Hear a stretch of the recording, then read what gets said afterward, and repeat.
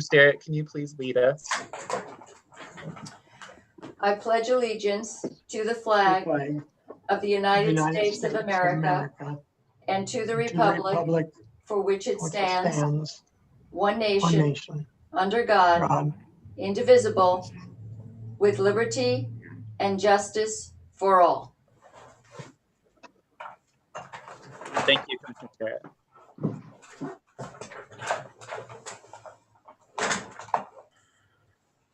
And welcome, Councillor Sadlow.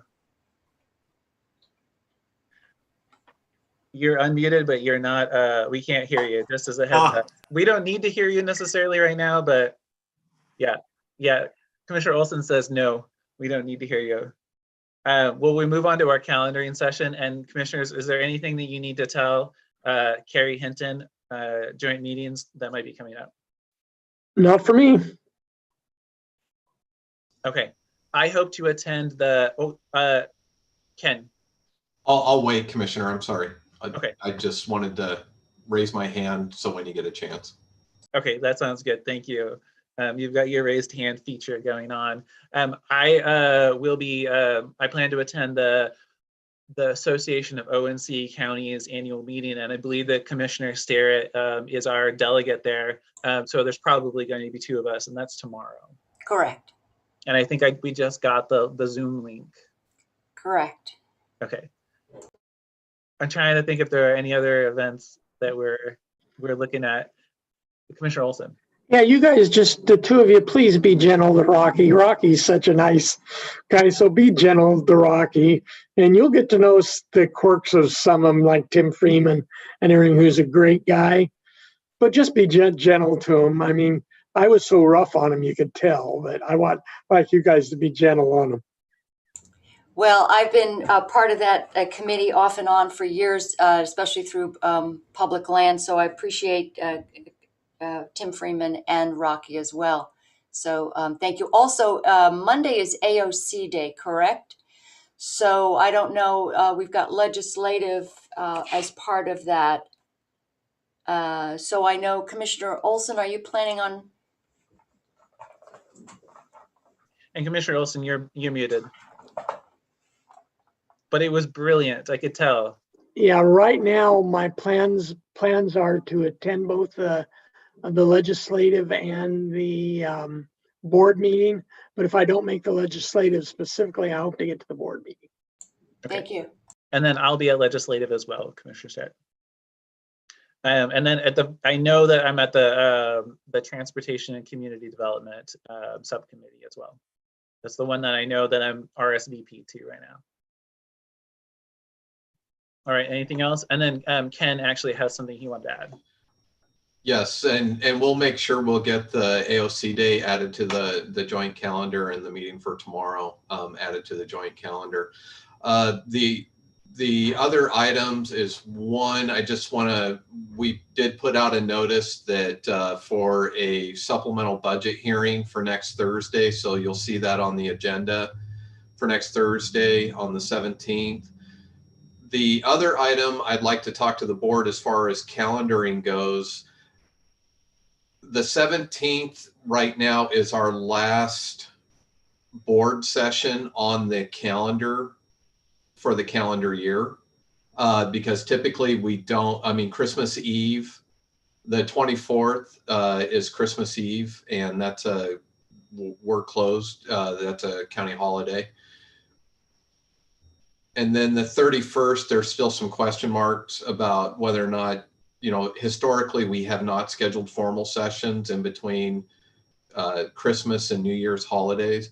So there's a discussion about that further down. But before that, I would like to see if the board would be interested and available to schedule at least not necessarily a formal session, but a special session for December 22nd, because we have the COVID related business grant program that we're going to be launching and collecting applications starting tomorrow. And there's a short turnaround time in finalizing the awards for that. And so we need the, I need the board to take action on those recommendations. And I'm kind of hoping that we could schedule that for the 22nd. And then I have on my calendar a meeting for Tuesday, December 29th. We talked about this a couple of weeks ago, but I'm wondering, are we Xing that one out and suggesting a move to the 22nd, or are those two separate meetings that we're going to continue to have on the calendar? We could do those as two separate meetings. There's some urgency with the business grants and the timelines associated to our grant agreement and with DOS in finalizing those grants and the grant agreements, which is why I'm asking for the 22nd. And maybe that's just a special session on that one item. And then on the 29th, we could do a combined formal, informal, even though we don't do informals anymore, but do a regular board session on the 29th. Yeah. Ken, on the 22nd, I'm looking here at my calendar. The only thing I have a prior commitment from 9 to 10. So anytime after 10 o'clock is fine with me, because normally you and I meet at 11 anyway. So anytime after 10 o'clock is fine. I would not be available on the 29th. Okay, do you, Commissioner Sterrett, are you available on either the 28th or the 30th? I am available on the 22nd for that session, and I'm not available on the, what did you say, the 28th? That would be the 28th or the 30th. I think that would be a Monday or a Wednesday. Perhaps on Wednesday the 30th. Yeah, Yes, That'll I'm give us a little bit of time for finishing up things staff-wise. that Sorry. would be possible. Do we have, because I know that Carrie and Carolina take time off that week. I'm wondering what their schedules are. Ken, do we know? I can work on that on the staffing and the calendars. I'll work on the staffing part and see the availability, and then I can report back to the board. Maybe next Thursday we can confirm that date by next Thursday. Yeah, I can be available on the 30th. I just want to make sure we're not cutting into any of our administrative staff's holiday time. I know they're here all the time, and I would hate to put them in any kind of a awkward position. Yes, I know I'm also available on the 30th. I'm not available on the 28th, Casey, but I am available on the 30th. Okay, as am I. I think the more pressing is does the 22nd work for everyone if we Yes. scheduled that session? I'd say it works for me except from 9 to 10. Okay. And then Ken, I still am hosting the roundtable at 1. So if we can avoid that, if that's the only time that works, then I'll cancel. But It sounds like we have some flexibility on the times, maybe for that afternoon. And again, this would be a single agenda item, which is consideration of the grant. So it would be a special session, not a regular board session, unless the board wishes, if on the 17th, there's some items that you want to further discuss for the, we still have another board session to kind of sort through some of this. So I just wanted to get some dates on the calendar. for sure. Thank you. Thank you. Yeah. Okay. And then I'm available on the 30th as well. So to clarify that while we're talking about that. All right, great. Thank you, Ken. All right, anything else for our calendar? Okay, then I will move on to public comment. And due to COVID-19 and physical distancing requirements, anyone wishing to submit general public comment or comments related to specific agenda items may do so in written format via email at bocinfo@co.yamhill.or.us or by mail at 535 Northeast 5th Street, McNeil, Oregon 97128. Any comments received prior to the meeting will be shared with the Board of Commissioners and submitted to the record. And I didn't see any general public comment. I know that we had comments on one of the agenda items, but we'll make sure we address those later. And now we move on to item E, which is our work session. And this topic is designed for a time of discussion for the commissioners in advance. And session 1A is review and discussion of tourism, is believe what that says. And I think specifically discussion about the future of the Yamhill County Tourism Partnership and its relationship to the county. And we have Jeff Knapp with us. So welcome, Jeff. Would you like to get us started? And if you could state your name and your position for the record. Sure. Thank you for having me. My name is Jeff Knapp, and I am Executive Director for Visit McMinnville, and I have also a board member of the Yamhill County Tourism Partnership. I'm joined here today by my fellow board member, Philip Higgins, and I'll maybe kick it over to him to let him introduce himself as well. Good morning, commissioners, and everybody else who's on the Zoom this morning. I also am a member of the Yamhill County Tourism Partnership, and the commissioners may recall I'm also a member of the Yamhill Downtown Association's board as well. So very active here in our community, working with our interface with visitors and how it touches basically all economic activity within Yamhill County.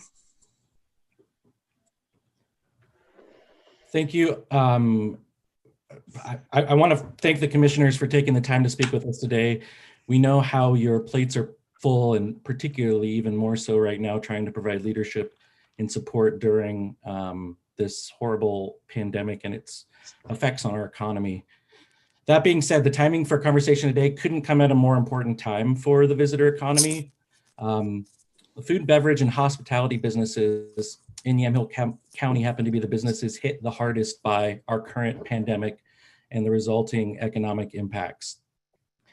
These businesses are predominantly locally owned small businesses that need immediate, continued, and focused support over the coming years. It's easy to discount tourism. This word often brings bad connotations. Tourism often doesn't bring warm and fuzzy feelings in general. I can tell you when I travel around, the last thing I want to be considered is a tourist. It's a word that instantly creates sort of an us and them situation in people's minds. So we prefer to look at our industry as the visitor economy, because most people outside of a pandemic are interested in visitors. We welcome visitors. We share stories with visitors. There's an implied exchange when we talk about a visitor coming from somewhere to visit you. In Yamhill County, we have a very special kind of destination, one that's difficult to look at as a visitor economy in its own silo. Some counties might tie their visitor economy to sports or large events, conferences, business travels, but ours is inherently tied to agriculture and manufacturing. It's currently propped up on the backs of the Oregon wine industry, which in 2019 had a $6.5 billion impact on the state. And the major portion of that, that growing and those jobs and the manufacturing of wine takes place right here in Yamhill County, which is awesome. Currently, the two largest cities in our county, McMinnville and Newburgh, have transient lodging taxes. These are taxes on visitors that come and stay in hotels, bed and breakfasts, that type of vacation rentals. And we use that tax revenue to staff destination marketing or management organizations to support those respective communities through focused investments and efforts. Right now, as we all know, Yamhill County does not have a transient lodging tax or a funded or staffed county effort to leverage or provide support for this part of our industry and the economy. Currently, Yamhill County, we are relying on an unofficial volunteer group of stakeholders to represent the county's interests on a regional and state level. And we've been doing so for the last 2 years as the Yamhill County Tourism Partnership. We've got, I'll save time to not go into the amount of people that we have working on it. We've got some very dedicated people representing all parts of our county, the majority of parts of our county, coming together monthly and sometimes more than monthly to provide support and information and grant opportunities, et cetera, for stakeholders. We feel that it's important for the county to be at the table as we grow, to have a say in how things grow. How can we leverage what we currently have while setting the stage to diversify our county so we're not just a one-hit wonder? what are these other opportunities that we can improve, not only the economy, but the quality of life for everyone that lives here. So we're not here today to ask for money or recommend implementing a lodging tax. We do, however, know that the visitor industry, more than ever, needs all the advocacy and support it can get, and that there are plenty of opportunities to make impacts by engaging with existing systems and existing opportunities that we have in the county and outside. So Philip and I are here today to present two questions to you, or to ask the following. One, that the county recognize the visitor economy and its vital interwoven nature in connection to other Yamhill County efforts and opportunities. And that finally, in the absence of a transient lodging tax or other sustainable effort or staffed effort representing the visitor economy, that the county commissioners look to recognize the Yamhill County Tourism, or maybe soon to be Visitor Partnership, as an official advisory committee to the county commissioners on matters pertaining to the visitor economy and its interconnectedness to the other aspects of Yamhill County. So we are here to ask that and engage you in a dialogue, and Philip is here to help. So thank you. And before I open to, well, how about we'll open to questions, and then I want to make sure that Philip, if he wishes, provides additional information. Commissioners, do you have questions or comments for Jeff before we turn it over to Philip?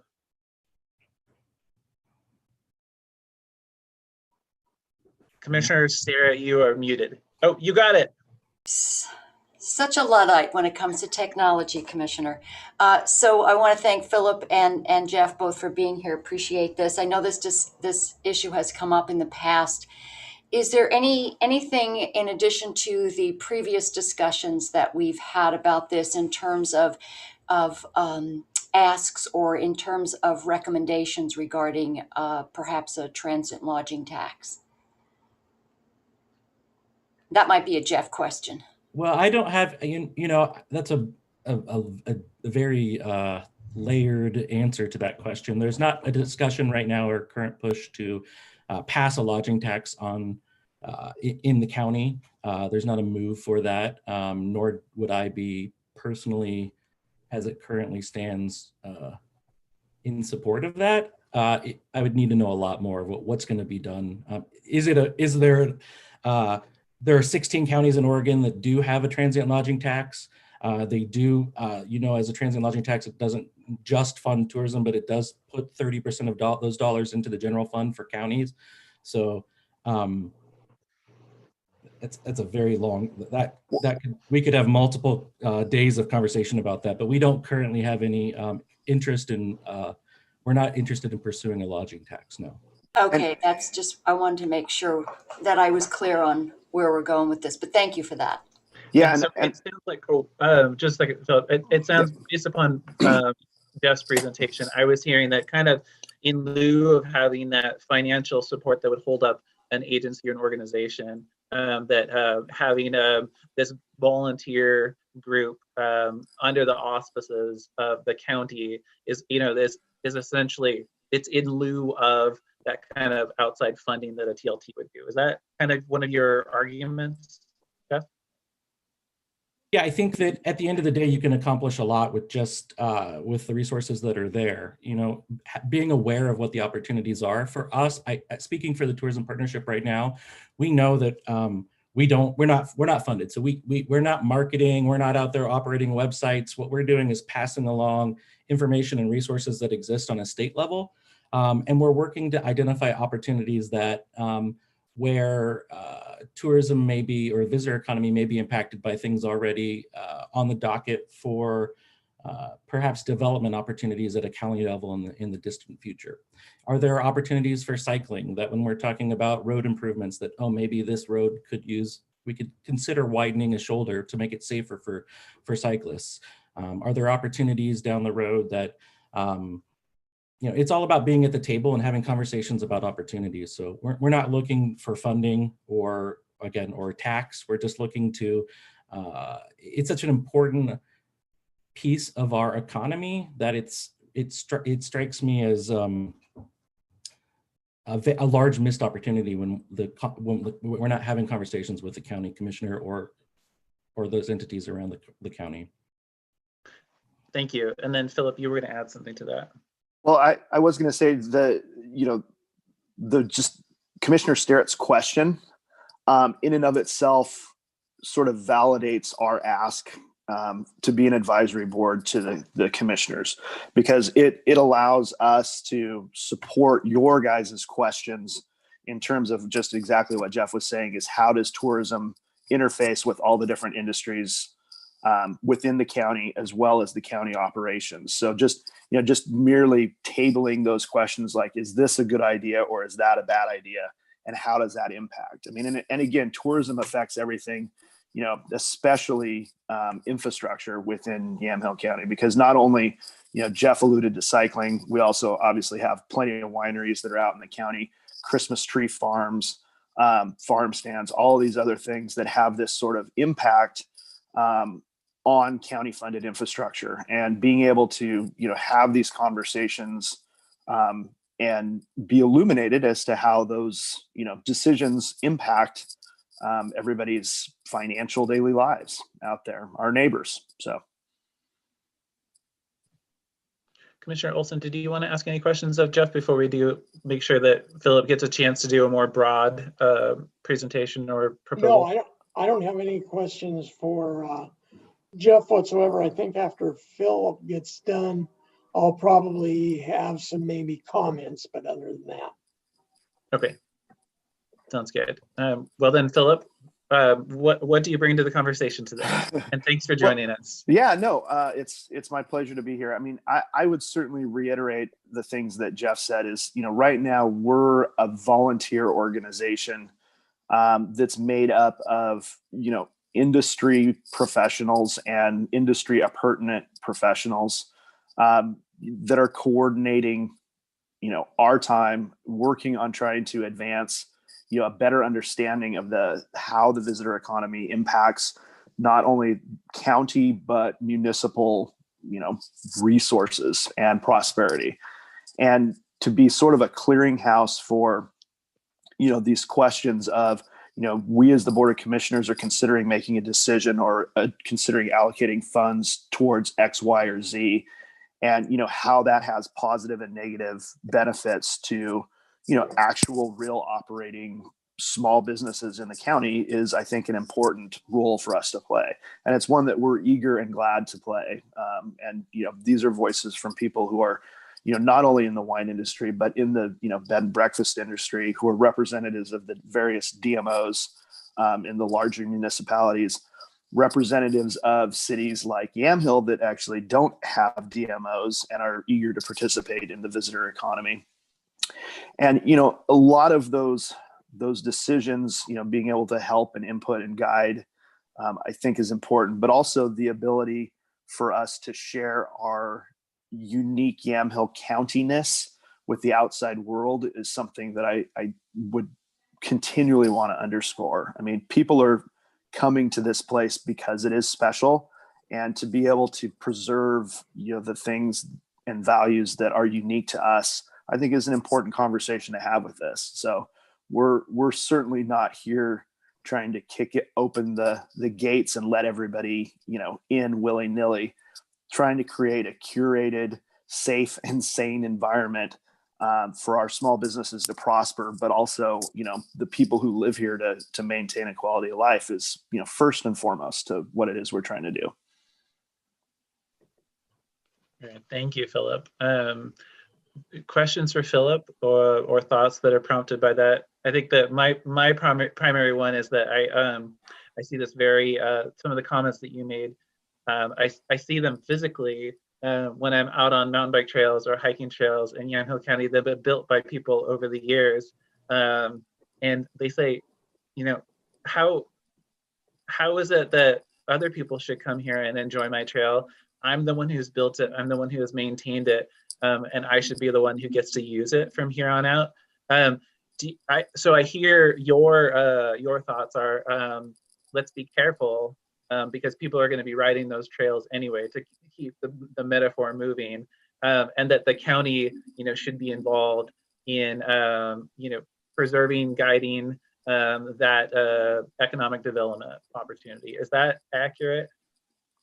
I mean, I would say, we as a county sort of have and I'm not sure this is the right phrase, but to a degree, a parental role to sort of steward the visitor economy here. And, we want to welcome people to our table because we actually, frankly, have an incredibly bountiful table to welcome people to, be that, wine, spirits, food, recreation, all the things. I mean, it's literally a magical place.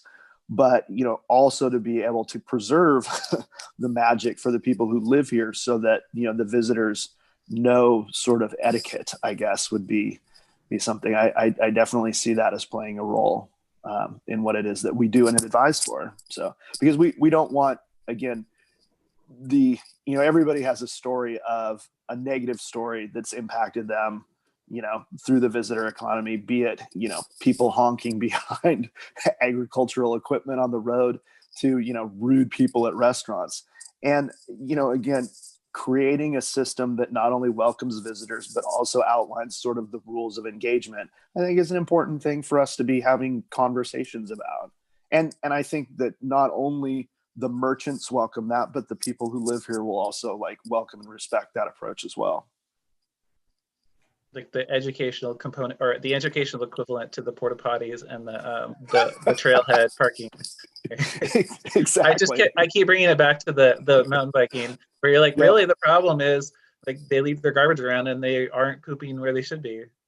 Exactly. And it requires a lot of things. We would like to advise on how to forestall those sort of things. Right. And Commissioner Starrett has unmuted herself, but Commissioner Olson has as well. And Jeff too.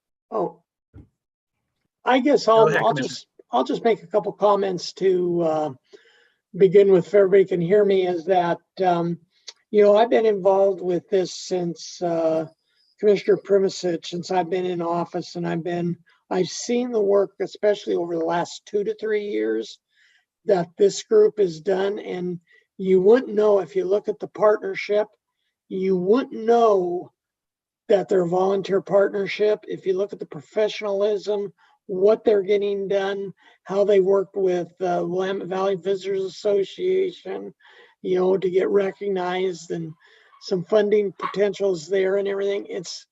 It's just totally dawning on me, the work that these people like Phil and Jeff and Barb and Amity and Visit Newburgh and Michelle at Stoller Group and everything everybody's put in from every aspect of the visitor economy. So I believe that it's appropriate to have a formal advisory committee to the board of commissioners. I think there's things that and Ken might want to chime in on this. There's things that really need to be taken into consideration when we do that. But given those things to be taken into consideration, and I know Phil, you and Ken have probably discussed some of these things, I still think it's appropriate to have them as an official board. So if Ken has anything to add, I'll let him add and I'll get off. Ken, what would be the mechanism for that? And don't forget to unmute yourself. The only comments I would have is it's really up to the board as far as establishing an advisory committee. We have a wide variety of committees that are both established either, or it's required under statute, depending on the function, or you have, or it's a project related advisory committee. It could be short-term, long-term, it's really up to the board and what that, that mechanism looks like, and being able to, pull together bylaws and give some direction to what that board, depending on what types of representation you want to have on that, what you want the bylaws, what's the core function of that advisory committee, on what matters the board is looking for advisement. And so, I think it's kind of open under the procedures ordinance about how to establish that and what those committees look like. there's been various examples over the years of where, you know, like I said, they were either established under statute or something that's required, like the Planning Commission, or that's a little bit different. For something like this, there's been past efforts for specific projects. I'm thinking like the homeless project a number of years ago was one that they stood up a task force to do that. So, you know, I really think it's up to the board if this is something that the board is wanting to establish. We could then, staff could take a step back and start to have those conversations or put together what a proposal may look like to start that committee, the appointment process to that committee, and you know, setting parameters on what areas the board would be looking for that committee to provide, you know, advice on. Yeah. Ken, I know that I've been reviewing on a regular basis over the last year. I know the group has done a great job of putting together some draft bylaws, and I've provided suggestions on those draft bylaws, and I've been reviewing it. So one of the first things is I think would be important is that the other two commissioners and you and Christian take a look at those those bylaws, and you can work with Phil to get a copy of those to see what kind of changes or what their bylaws are thinking about and what the county could suggest on how those bylaws could be modified to make them viable for a good advisory committee. Because I know I have them and they're very good. They're very good. What's been done so far is very good. So I'll be quiet right there. Yeah, Ken's nodding, which I think means that he would be up for reviewing the bylaws with Christian should the board want to move that way. I did note that Jeff Knapp had unmuted himself at the same time as everybody else, and so I want to return. Is there anything you wanted to add on a previous note or to this point of bylaws? And I think it's just to sum up, we are just looking to, right now, the visitor economy as an idea or as entity is left out of the economic development conversation in a big way. And understand just because of the way the system is set up. So we aren't looking to, this isn't, our mission really is to find synergy with what already is going on in the county and what those opportunities are to build bridges that connect to all of the cities. So I just wanted to reiterate that from us, this is about economic development at its core. So. Yeah. Thank you. And I think that both you and Philip noted that there are many areas of the county that this does, county operations that visitors economy touches on. So between planning and the Road Improvement Advisory Committee and Public Works. And I wonder about, you know, right now, the Yamhill County Tourism Partnership can take stands on things because you're not an organization of the county. I'm assuming you don't foresee, but maybe you haven't foreseen times when you might be advising the county commissioners in ways that are, or advocating in ways that are different than say the Planning Commission or the Road Improvement Advisory Committee. Have you thought about that and how you would deal with that? Sure. I mean, at the end of the day, I feel like being a data-driven organization is the most important thing. You know, bringing the data, bringing our opinion, and we would understand that taking political stances, if we're an official county, we would go with what the county ultimately recommends. That being said, if we have data that supports an investment, or we would bring that and let the county decide how that lands, where that lies within the overall strategic plan that the county has. So we would tie our efforts to achieving the county's goals while also recommending and bringing a bigger picture of what's going on throughout the county, throughout the region, and throughout the state. Great, thank you, Jeff. Philip, do you have any thoughts on that?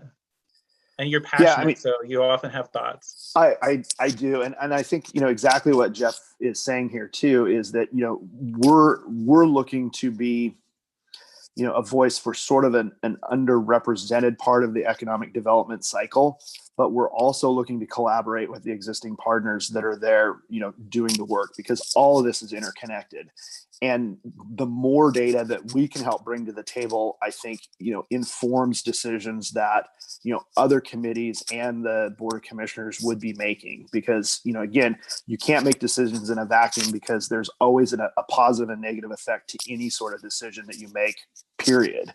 And so the more data that you have from the various economic sectors that are represented, the better able the board is to, make these sort of calls on how to allocate resources. All right, great, thank you. Welcome back, Commissioner Sterrett. I thought, well, we'll keep going. We have a quorum, but I'm glad you're back with us. It kicked me off. I could see you guys, but you couldn't see me. Anyway, question. Thank you I appreciate you being patient with this situation here. I don't know what's going on.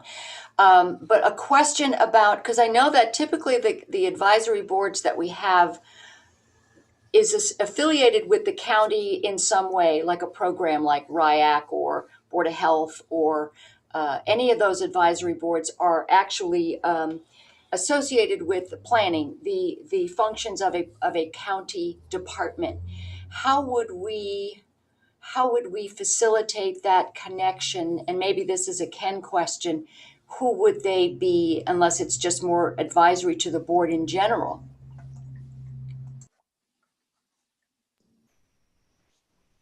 I think for, I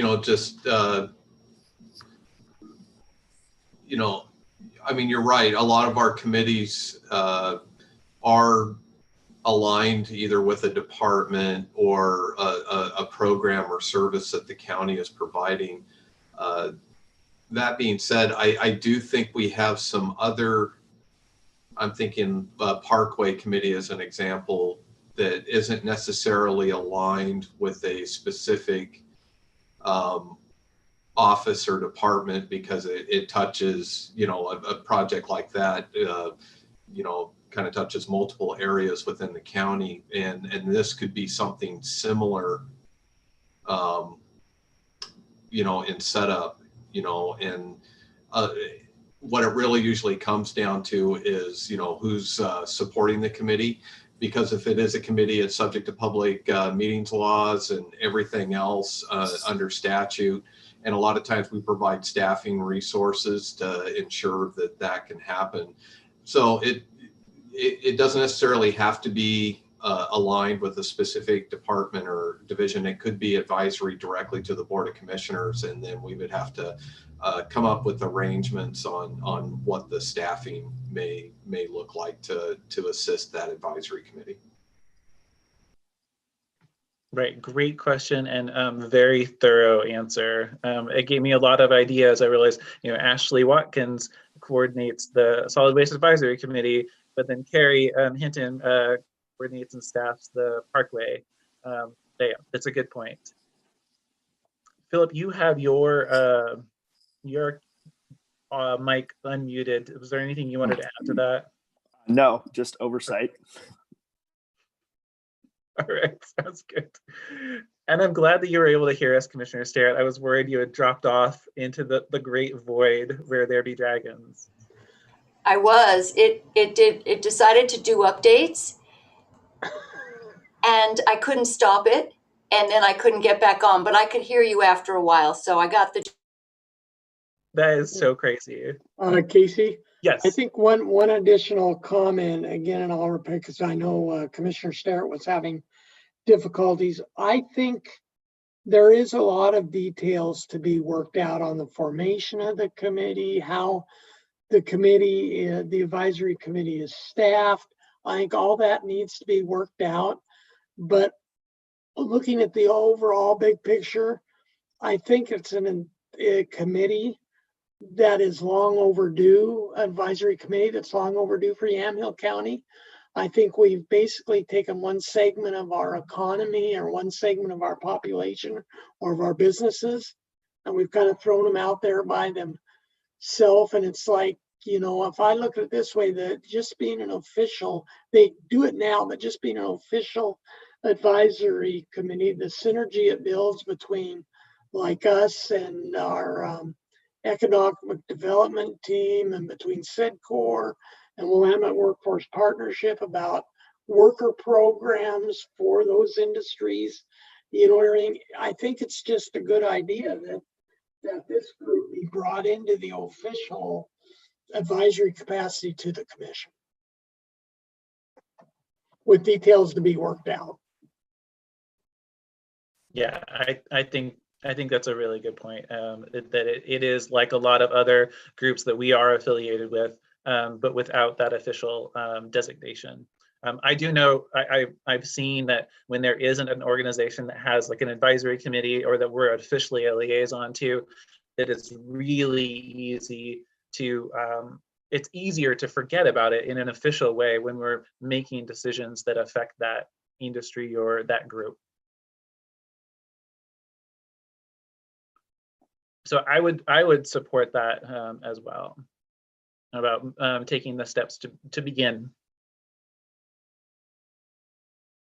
Do we have any other thoughts on that? I really appreciate the thought about you know, essentially in lieu of an organization that's collecting county transient lodging taxes. I think that's to me makes a lot of sense. Raising the profile, raising the support level, and providing that guidance to the board so that we can help with building the economy and keeping it strong.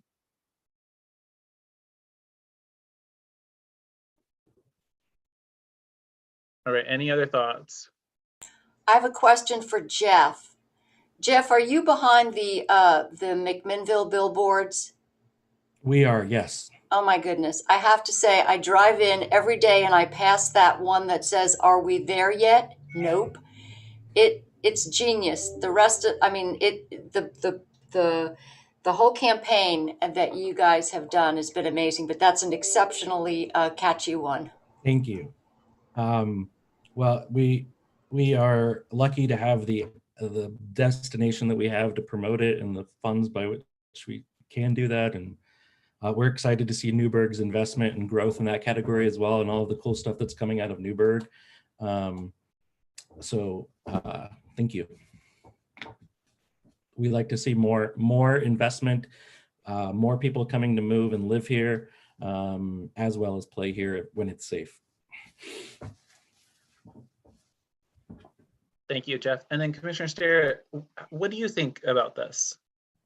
I'm very curious, especially because, you know, soon enough it's just going to be the two of us and Commissioner-elect Pershower. So I'd love to hear what you have to say.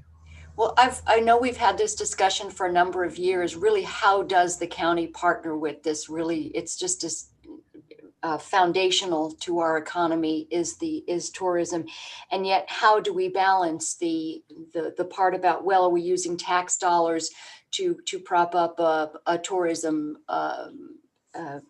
organization, that type of thing. So I've always been challenged by that. So I'd really be anxious to maybe start with an advisory committee and just know that we've got those voices at the table. But I am always going to be really leery when we start to talk about devoting taxpayer dollars to specific sectors like that. So that would be my only proviso. But I appreciate, you know, Philip's work and Jeff's work and everybody else who's been doing this pretty much. The folks have been doing this gratis over the years. You echo some of my own thoughts, so it's good to hear that. So if I may, commissioners, it sounds like if there's consensus with the board based on this work session that you'd like staff to work with Jeff and Phil on preparing a proposal and something for the board to take action on at a later date on standing up an advisory committee, we could do that. I have a comment I wanted to make. Thank you, Mr. Chair. So regarding that, I know that staff is really pushed to the breaking point these days. And I don't want to throw on something else that might not have the urgency that some of the things we're working on right now has. For instance, the COVID relief money and some of the other things we're working on. So I want to really be sensitive to what staff can handle and be realistic because they're already on overwhelm. So Ken, did you want to maybe comment about maybe putting this off for a period of time, not postponing it, but I mean, not canceling it, but maybe postponing it so everyone can catch their breath, because I know everyone's on overload. I think the driver for that would be on how quickly the board would like to see this committee stood up. And, you know, because that would really, you know, if this is something that the board would really like to see happen, you know, and, you know, we'll make it happen. You know, I would probably just provide some, you know, feedback. You know, I don't know exactly.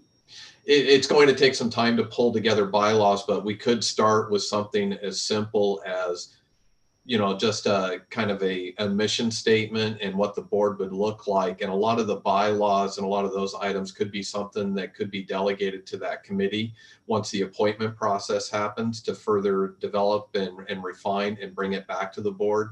So I do see that there's a lot of work that a committee like this could do once you stand up the committee. And I think really the startup time would be pretty minimal. It'd be a board action to stand up a committee and start with maybe a recommended list of, you know, or doing an advertisement. Hey, we're looking for folks that, you know, if we're using an existing committee and turning that into a county committee, or if we're going to solicit involvement and how many folks that you want to have at the table, just to have a basic discussion around that framework. I think that's relatively quick, and then the bylaws and all of that could be something that that committee is tasked with.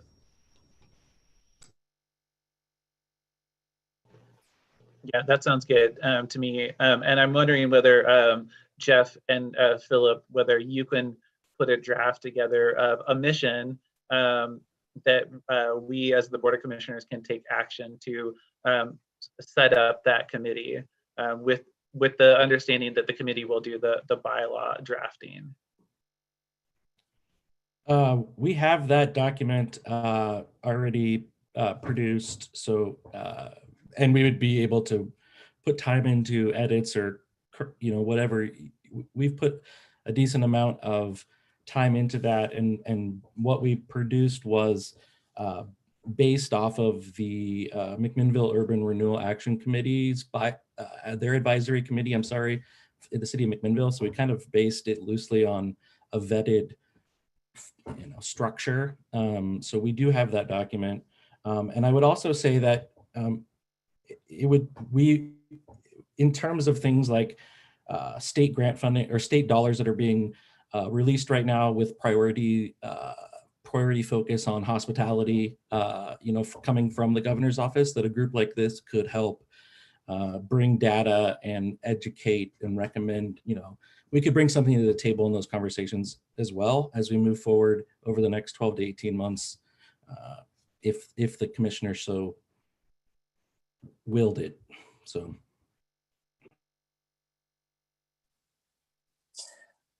And I would just echo Jeff's sentiment there. I mean, we have done a lot of the work already.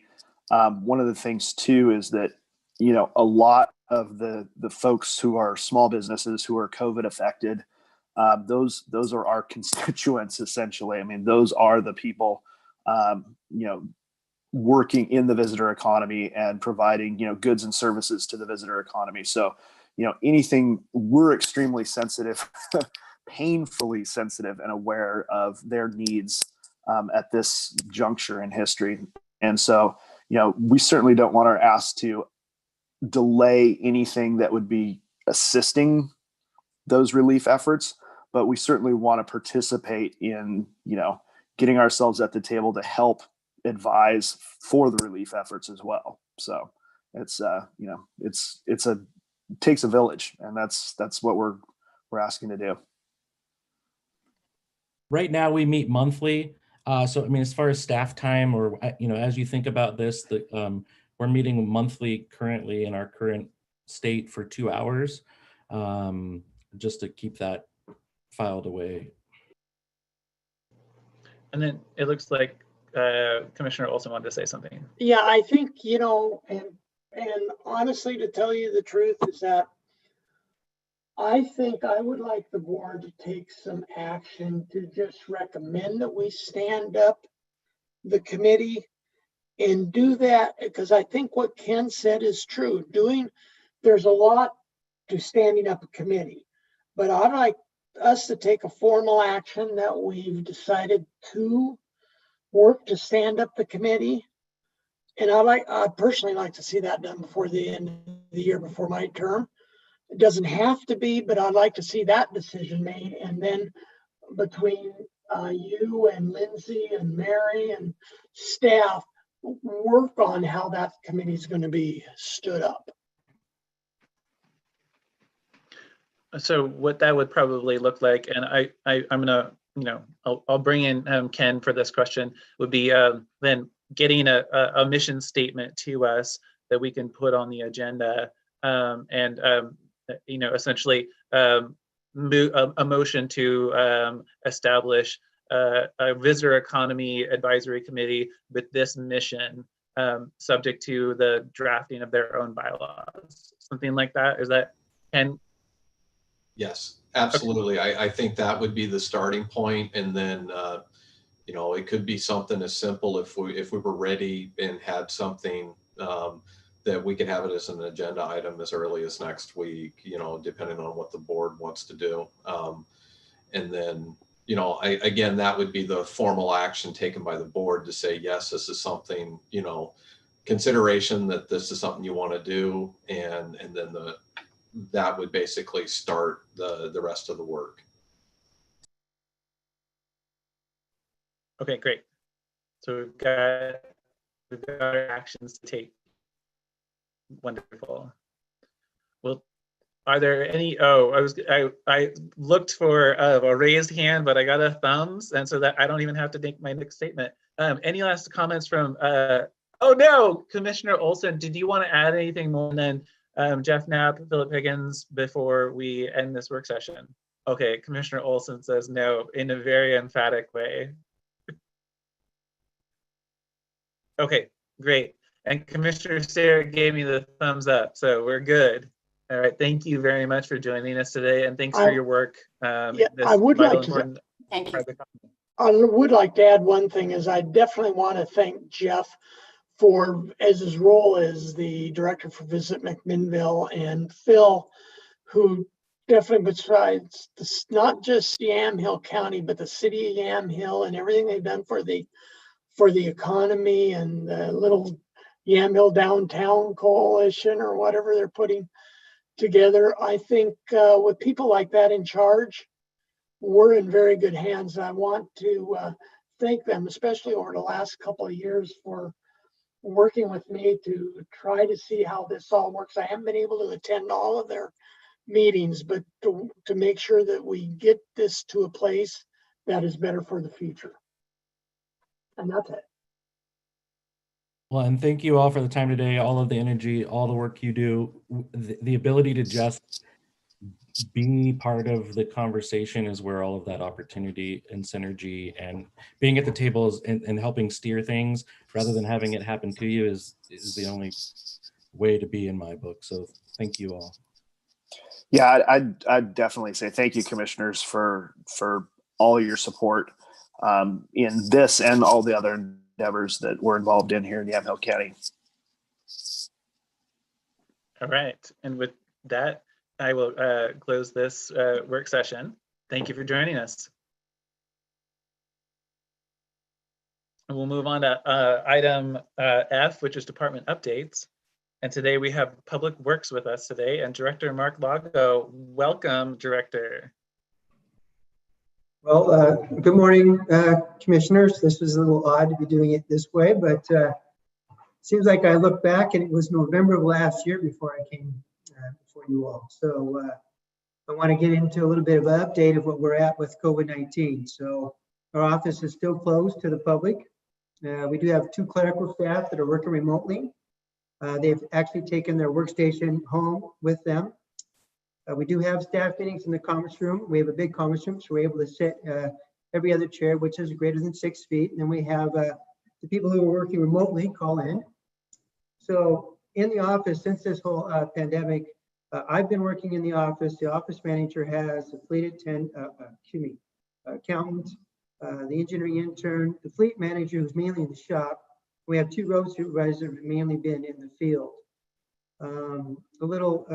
We have motor pool. They actually come into our side door, which is on our north side, to check out equipment. The cars, excuse me. And then you have the motor pool cars that are returned are always cleaned and wiped out before next use. We really stick to that. And all the public meetings have been canceled. But for the crew, the shifts and tasks have stayed the same before the pandemic and what we're dealing with now. Of course, we strongly encourage them to maintain their social distancing and the COVID protocols.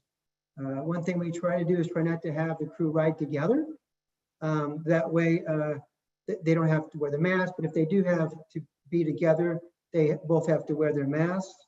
They wipe down their vehicles before each shift. And we try to avoid too many people being in a lunchroom and the break room by staggering in and out. And they do a lot of the paperwork in their car vehicles before they come in. I've started staff and crew meetings with them. We do it in the shop area where we can spread out in that area. We're all wearing our masks to keep them informed of what's going on. So that's for COVID update. Public Works facility.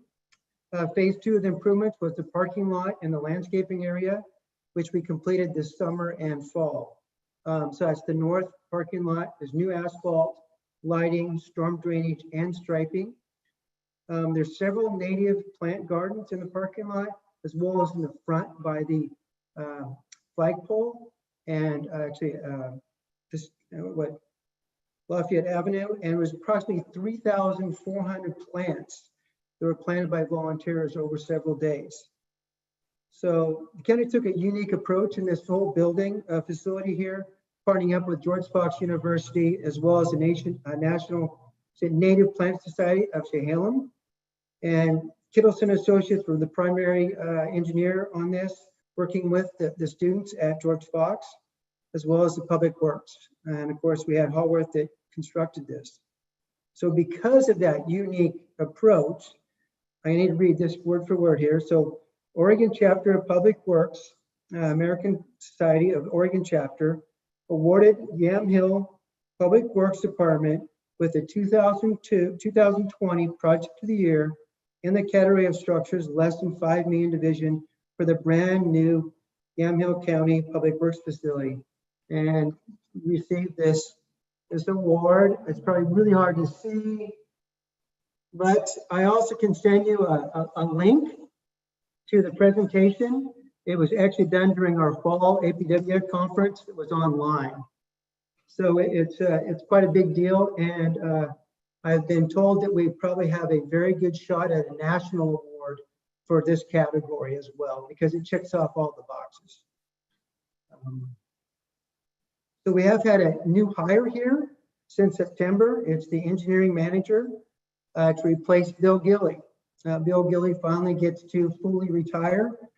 The engineering manager name is Greg Hefner. He actually brings 30 years of public works experience to the county. So we did have a short turnover with Greg and with Bill for a couple months. Bill does not come in the office anymore since around Thanksgiving, but he's agreed to take calls from us because he has so much institutional knowledge that we need to tap into. And after all, he did work here for 45 years, which is quite an achievement. So a system that I'm excited about is our pavement management system. So the county hired capital asset and pavement management services this past summer to evaluate, inspect, and update all of our paved roads in the county, which is 410 center lane miles. So the first draft I'm reviewing right now with my staff. I'll be presenting this report actually to the RIAC meeting tonight. So the draft provides a 5-year maintenance plan for our roads, forms the basis for our maintenance improvement projects, our MIPs, and the annual budget for those road projects. So I'm proud to announce the county's road system actually has a pavement index of 76 out of 100, which is pretty good considering most cities try to get up to 80, but they're very, very happy with it being in the 70s. But to maintain that 76 PCI over the next 5 years, the city, according to the report, the draft report, will need to put $2.7 million into the county roads systems for chip seals, overlays, and crack seals. So to give you a reference, the last 4 years, the county has put in an average of $1.8 million into the road systems only for overlays, because the county really hasn't done preventive maintenance in the last, 8 to 10 years, which is crack sealing and chip sealing. So to maintain that, the city's going to probably start back up with chip sealing and crack sealing. I'm looking at trying to partner up with other counties to keep the cost down. According to some of my peers, that's what they do. Neighboring counties help each other out. I do need to point out that the managed pavement system does not account for upgrading any roads to paved roads. Upgrading gravel roads requires a lot more attention from design, shaping, drainage concerns, funds. So even though those are our goal, I think a bigger goal is actually getting to our bridges that have been really neglected over the last few years. So I think upgrading our bridges is a little higher priority than upgrading those gravel roads, even though we're going to have those in the background to make sure we're thinking about doing those improvements as budgets go on. So that's a great segue into the bridge system. I've tasked a new engineering manager with that to come up with a plan. He's been working with Bill Gilly, the bridge inspectors, ODOT bridge inventory, bridge crew, myself, the road supervisors. We're coming together as a team. And there's many, many factors that go into putting together a bridge plan. It's very overwhelming for all of us, but step by step, we're getting there to put a plan together for our bridges. And hopefully we'll have all that together before we start budget and I come in for the budget committee. Next up is the RIAC meetings. So the RIAC meetings did stop in April. We started back up in July. We first, I think, had a couple meetings out in the shop. We were wide open, had some bay doors open, but then we closed in and were able to wear a mask inside and we're using the conference room, spreading out. But starting tonight, we're going to be using Zoom, a little help from Commissioner Kula, and we're all going to be meeting. And there is 1 or 2 individuals that will probably come in and join me in the conference room. But other than that, we're all going to be going through Zoom. So I'm sure we'll have some hiccups along the way, try to get that all done. But it's what we need to start doing now because of this COVID pandemic. So with that, are there any questions? I have a question. Mark, thank you for your work. Appreciate that you are here, and we've really enjoyed having you fill in the gaps that we were missing. A question about the gas taxes. We're going to probably see a significant reduction in that. Do we have an idea of how that's going to impact us, especially since we're looking at perhaps needing to up our game when it comes to county roads, and how will that impact? How will that be impacted by the lack of gas taxes? Okay, good question. And according to some of the forecasting by ODOT, it could come up to almost $1 million shortfall in the budget, but people still are driving quite a bit. So that's yet to be seen. But I'm going to be able to absorb that in our capital facility budget line items, because we haven't got to those capital improvement projects because of staffing and COVID. So I feel very confident we'll be able to absorb that amount within our capital line item and keep the maintenance and upkeep of our roads and our right of ways, the brushing, still up to par. Commissioner Olson, do you have anything you wanted to add? I do. First of all, I'd like to really commend Mark in the job in the short time, I guess, year now that he's been, a little over a year he's been Yeah, with it and everything I've changed. But, you know, he talks about chip sealing and crack sealing and everything. I remember back when I was with the city, I went through a class. It was a full day class, and it was the lifetime of a road or a street. And it talked about the maintenance that has to go on and what happens when you don't do crack sealing, and then what happens when you don't do chip sealing, and you get to the point where finding all that you're doing is overlays, and because you've never taken care of your road. And I think the maintenance program that Mark is developing, especially with the road survey that they did, sets all that forward. If we do a better job of doing crack sealing when it's needed, chip sealing when it's needed, and overlays when it's needed, a lot of these roads that are deteriorating so bad will basically stop deteriorating or extend the life of the road up to maybe 5-10 years. So I just want to commend you for you, Mark, on getting all that and the work you're doing with the bridge program. We know how critical the bridges are.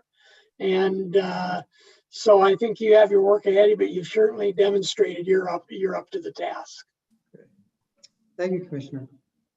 And Director Lago, do you remember the magnitude of the numbers? I don't have the specific numbers that were in the CAPS report on you know, that high level maintenance versus the really heavy duty overlays or rebuilding. Do you remember those numbers? They were like orders of magnitude difference. Are you talking about what we would need, like to unconstrained, the report I sent you? Yeah, I remember they talk about the square yard, the number of dollars per square yard for the different treatments. They were remarkable. I'd have to look into that report right here, but Yeah. One thing that stands out is that to replace the county road network replacement value is estimated at $475 million. So it's quite an investment the county has there. Yeah. And maybe, is that something that you could share, that document, with the board? I mean, I received it as part of the RIAC packet, but the report, the CAPS. All right, can you say what your question was again? I have it right here. I could quickly look at it.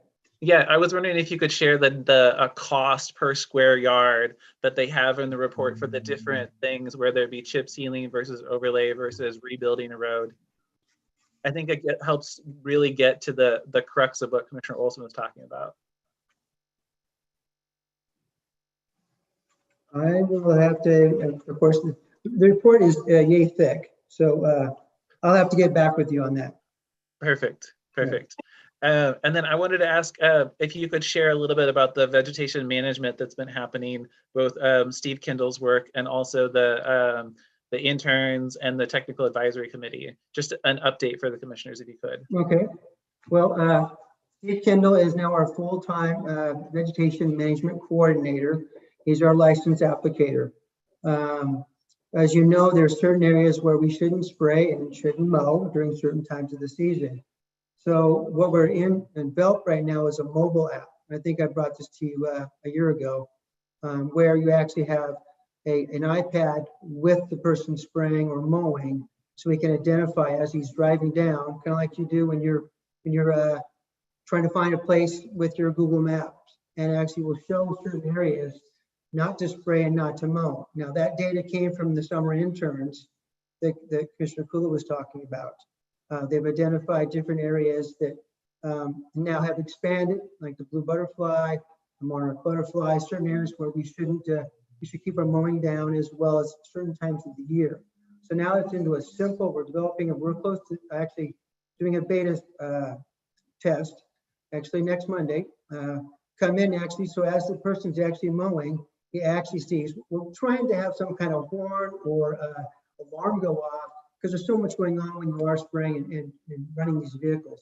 As you get to the point where you can actually stop your spraying or mowing, actually look at the monitor, which is the iPad, and actually go around that to press on, so you're not in that area. Because right now the crew and everybody is looking at books, you know, as they go down. They try to get an idea before they even get out. That certainly isn't real time.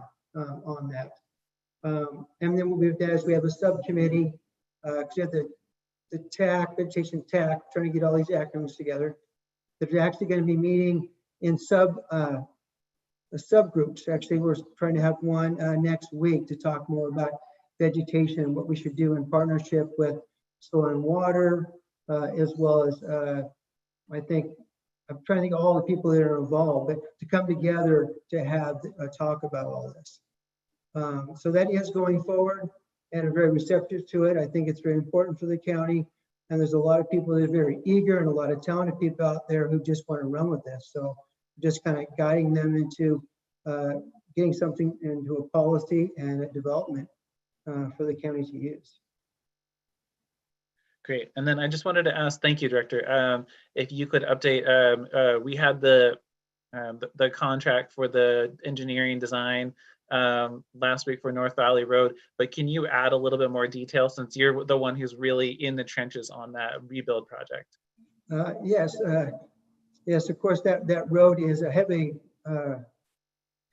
driven road. It's actually, like Casey said, I remember driving it back in the late 70s, early 80s, and it was busy then. But I thought it would be, if we're going to go ahead and overlay that, it needs to be done. Let's see what needs to happen to the road, and is the road in the right of way? Can we actually widen it up? We do have cyclists that use that road, but we're finding out that a lot of that road is not within right of ways. And so we might need to purchase right of way. We might need to work out, do we swap? There's a lot of things we got to do legally wise, and there's wetlands in the area. One thing that came to everybody's attention quite fast was we have some soft areas where we've always been basically filling areas. We found out during the original study, preliminary, that we have slides in the area. There's about 4 slides. So those slides are probably creating that road erosion underneath. We're probably getting some hydrostatic pressure from water pushing on all that. So maybe we need to look at maybe putting some retaining walls, changing the drainage along that area. We even have, I think, some culvert for their fish bearing. So we got to look at all that. That's environmental concerns. It takes a lot of time. So when you add that all up, the price of that project went 3 to 4 times as high as I estimated. So we thought we'd step back and actually see what needs to be done at a 30% level. And if it does warrant it to continue on. Maybe we do those improvements where the slide areas are going and just worry about the drainage. And we put a 3-inch overlay on that and try to widen up the road the best we can within our right of ways. So that's how all that got through. Great, thank you very much. Commissioners Olson and Starrett, do you have any other questions or comments? No, Okay. thank you, Director. Appreciate it. Yeah, thanks for all of your work and your Yeah. staff's work. They do some good, safe work out there to keep us all safe. So I really appreciate it, and especially the bridges. Yes, thank you. Yeah. All right. We will see you on. I'll see you on Tuesday. You mean tonight? I will see you tonight. Yes. Yes. Don't worry. It's on my. I wrote it on my hand. Okay. All right. Thank you. Have a good day. You too. All right, well, that ends our department updates. Commissioners, do you want to take a break at all, a recess before we move on to our main agenda? Or are you good? You're good? Okay, great. Then we will move on to item H. Oh, sorry, item G, which is our consent agenda, and we have none today. Move on to item H, which is old business, and we have none today. Move on to item I, which is other business. And item I1 is consideration of approval of a 5-year agreement between Yamhill County Transit and 237 Marketing Plus Web for the website redesign and development and ongoing monthly subscription in the amount of $92,719, which, to be clear, is for the 5 years and not for the monthly, to ensure accessibility compliance management to meet the Americans with Disabilities Act and Title VI civil rights requirements, effective through December 31st of 2025. Mr. Chair, I would move approval of item I1. All right, any other comments, commissioners? All right, all in favor signify by saying aye. Aye. Aye. Any opposed, same sign. The record show unanimous approval of item I1.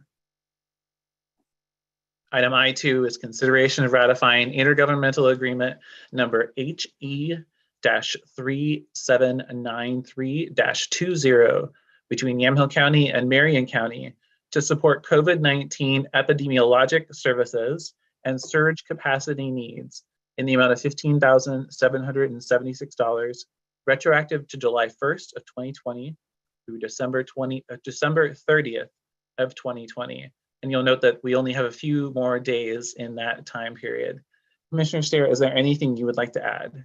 Yes, clarification from Director Manfrin talked about the fact that the CARES funding went from the state directly to us.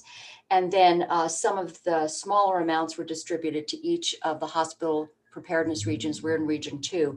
So Marion County was the fiscal agent, and the health administrators decided that it was best to split the money. So I would move approval. Thank you for that additional information. All in favor signify by saying aye. Aye. Aye. Any opposed, same sign. Let the record show unanimous approval of item I2. Item I3 is consideration of approval of amendment number 1 to an agreement between Yamhill County and SAR Enterprises Incorporated, EBA Communications Northwest, just board order 20-381 for modifications to the radio system upgrade project in the Yamhill County Correctional Facility, increasing the not to exceed amount by $11,247 for a total of $91,042. And Commissioner Olson, is there anything you'd like to add? Yeah, no, I'd just like to add, after looking at the proposal and the sheriffs and what this does, I think it leads us to just have a better radio system within the correction facility. And I think when we first got into this, we realized that things were going to come in that we hadn't considered. And I think this is one of those. So I would make a recommendation that we approve item number 3. All right, are there any other comments or discussion? All right, all in favor signify by saying aye. Aye. Any opposed, same sign. The record show unanimous approval of item I3. Thank you, Commissioner Olson.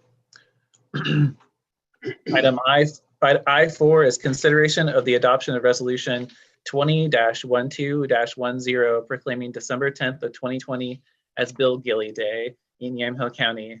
And Commissioner Starrett, I'm a hopeless plagiarist, so you gave me a great idea with your mayor, Isla Skyberg. And I really felt like Yamhill County, we owe, or at least I feel like I owe a debt of gratitude, both as a resident of the county and as a county employee here, to Mr. Bill Gilly. So I put together based upon your proclamation, the same. Do you have any thoughts, or do you want to, I would feel free to shower praise upon him, even if he doesn't hear it. You know, I will believe it when I see it that he's actually going to retire, because I've heard this for 6 years, and we still keep dragging him back because we need his expertise, and his knowledge is just, it's unsurpassed. So that's decades of it. So I would just say that we're really grateful for the fact that he has stuck around when he's wanted to leave.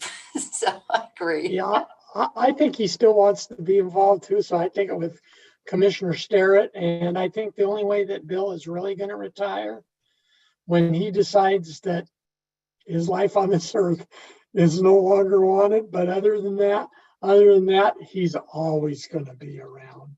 So, and with his 45 years of institutional knowledge, thank God we have Bill. So I'm so sure he'll stay involved somehow. But I really appreciate the resolution, Casey. Okay, great. Thank you. And I apologize. I'm pulling it up. I don't have the correct page. So you can keep praising him. I'm almost to the document. I do note that County Council and County Administrator and Public Works Director, we were all sitting down to do and here I'm not looking for the document, but I feel like I should share this, is we all sat down to look at Eagle Point Way, because it was a road it was a private road, and there's 2 subdivisions, and it turns out that we were reading a Supreme Court decision from the 70s, and there was Bill Gilley being quoted in the Supreme Court decision. And I thought, wait a minute, he was already here at that point. So all I can say is, Commissioner Kula, that's the kind of, I discussed the Eagle Point issue with Bill several times.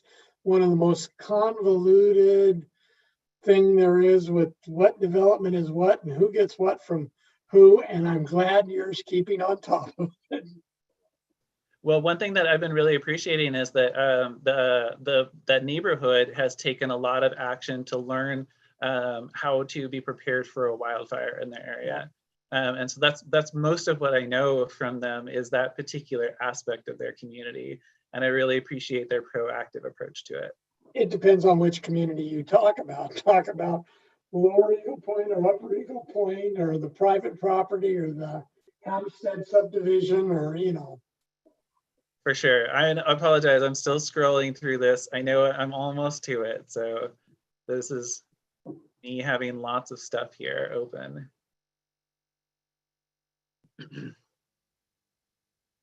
Okay. Everybody ready? Ready. In the matter of a resolution proclaiming December 10th, 2020 as Bill Gilley Day in Yamhill County. Whereas Bill Gilley has served Yamhill County with distinguished and outstanding service from 1975 to 2020 as county surveyor, road engineer, and public works director, and general knowledgeable guy. And whereas his service and commitment to Yamhill County includes many worthwhile and lasting accomplishments. And whereas Bill Gilley has served our community with leadership, compassion, and good humor, bringing his expertise and dedication to every county road and survey project. Now, therefore, let it be resolved that the Yamhill County Board of Commissioners does hereby proclaim December 10th of 2020 as Bill Gilley Day in Yamhill County, Oregon, for outstanding and dedicated service to the residents of Yamhill County and all who travel through it. So thank you, Commissioners. And I would move approval of item I4. All in favor signify by saying aye. Aye. Any opposed, same sign. Let the record show unanimous approval of item I4. And thank you, I really appreciate it. Item I5 is consideration of the modification of the agreement. Consideration of the modification to the agreement between Yamhill County and Summit Strategies Government Affairs, LLC, for consulting services in the amount of $145,400, retroactive to July 1st of 2020 through June 30th of 2021. And I believe we have Dave Hageberg joining us by phone to kind of update us on Summit Strategies. And I believe that, to clarify, that this is the 145,000 is not Yamhill County's contribution. So I think that's an important thing to note. But Dave Hageberg, welcome. And what would you like to share with us? Well, Commissioner, thank you very much. Commissioners Olson and Sterrett, I really want to express my appreciation for the county looking at this critically important opportunity and document. What I would tell you is that often in this world, we think about perfect storms arising, and I'd like to talk about this as what I would consider a perfect opportunity. We have the Oregon Legislature meeting starting up early in next year with funding opportunities for phases 2 of the bypass from 219 to Rex Hill and phase 3 from Dayton to Dundee. We have federal opportunities coming up, and with great anticipation that there could be a large infrastructure bill. The Parkway Committee is doing everything it can to finish the bypass. But what we also know is that having had a meeting yesterday with upper levels of ODOT, that they are working really hard, in fact, harder than they've ever worked, and our great appreciation to them, to put together a funding package for now. What would it take to fund from 219 up to Rex Hill and finish that part? It includes funding that the governor has included some revenue bonds for that part of $32 million. It includes opportunities for monies in the STIP, a great move by ODOT to start looking for those dollars, and then federal funding, and then the bigger funding package. So we really have asked the county to step up, but I'd also tell you that McMinnville Industrial Promotions has put in $25,000 to this budget because they recognize the critical need for this to move forward. The McMinnville Area Community Foundation is going to put up $3,600 for additional work for the summit group and the meetings part of the opportunity that's going on. And so this is a chance for all of us to join together and try to make something really big happen on the bypass. And I really appreciate the effort of the commission in all of these things and the commissioners in your work, and really want to express how important it is to maximize our opportunities. With the McMinnville Area Community Foundation monies that's going to go into this, we're at $149,000 if the commission approves this. Just a great opportunity. And I will also tell you that Davison Auto Parts has put in some dollars to help with our shortfall of funding for last year. So I'd be delighted to answer any questions, but clearly all of the entities that have been partners are still in, and we've added a couple. Great, thank you, Dave. Commissioner Olson, you unmuted yourself. Yeah, I just have a couple comments to go with what Mr. Hageberg said. You know, there's a perfect storm, as we know, in Washington, that Representative Fazio was re-elected, who's in charge of the Transportation Committee. He's dedicated to this project. He's doing a lot of work on our behalf, and hopefully before the end of the year, a major infrastructure package will be announced that will also potentially have earmarkings in it. So this is an opportunity, I think, with that additional funding, this is an opportunity that we have the potential, I think, of probably seeing, or we will put it this way, we have never have seen, and we probably will not see again, the opportunity to get the potential to get the money to fund the whole bypass. And so I think this is a critical need and a critical ask. And then, thank you, Commissioner Olson. Dave, do you, Mr. Hageberg, what's the change in the total from last year proposed to this year proposed for the county? The county would go from 40,000 to 50,000. And I might point out the budget's going from somewhere around 117,000 last year to the area of the 149,000. So it's a big step up, not just for the county, but for others also. Okay, great, thank you. And then Ken, can you remind me where this comes from in the budget? So the county share we pay for this comes out of Fund 26, which is Economic Development Funds. Okay, great, thank you. Sorry, I still have myself on mute because sometimes you have a longer explanation. Okay, great, thank you. And I was on a call with Michelle and ODOT yesterday, and I'd never, I guess when you don't see the lobbyist in action, sometimes it feels less vital. You know, like wait, can't we, all of us volunteers, do our own work? But watching her and her level of credibility with the staff and her level of knowledge of what's happening at the federal level was very impressive to me. And I realized that she is very effective. Commissioner Sarah, would you like to add anything? No, this has been a process. Everybody knows how many decades, and nobody knows that more than Mr. Hageberg, who's been there from the very beginning, just doggedly pursuing this project. So thank you for that persistence, Mr. Hageberg. You're welcome. All right, is there any further discussion? All right. Ken? Well, I'll just add that, you know, the fund that I mentioned, Fund 26, we do have plenty of appropriation authority to be able to handle this increase. So, you know, so if this is something that the board approves, as far as funding goes, we should be fine. Okay, thank you. And is the reason why it's this is a question for really council and Ken, is the reason why it's 149, or 100, I guess it'd be 140, I wrote over at 145,400, is the reason why it reflects that for us is that we're the ones who are doing the contract with Summit, and then the other players are paying us pass through. That is correct. Okay, Okay, I just want to make sure that for the record that we acknowledge that. Okay. Well, then I would move approval of item I5. All in favor signify by saying aye. Aye. Aye. Aye. Any opposed, same sign. All right, let the record show unanimous approval of item I5. And thank you, Dave Hageberg, for joining us today and for your tenacious, and I think Commissioner Olson said dogged. So I'm gonna follow her up with that. Thank you for your dogged work. Yeah, thanks, Dave. Thank you, David.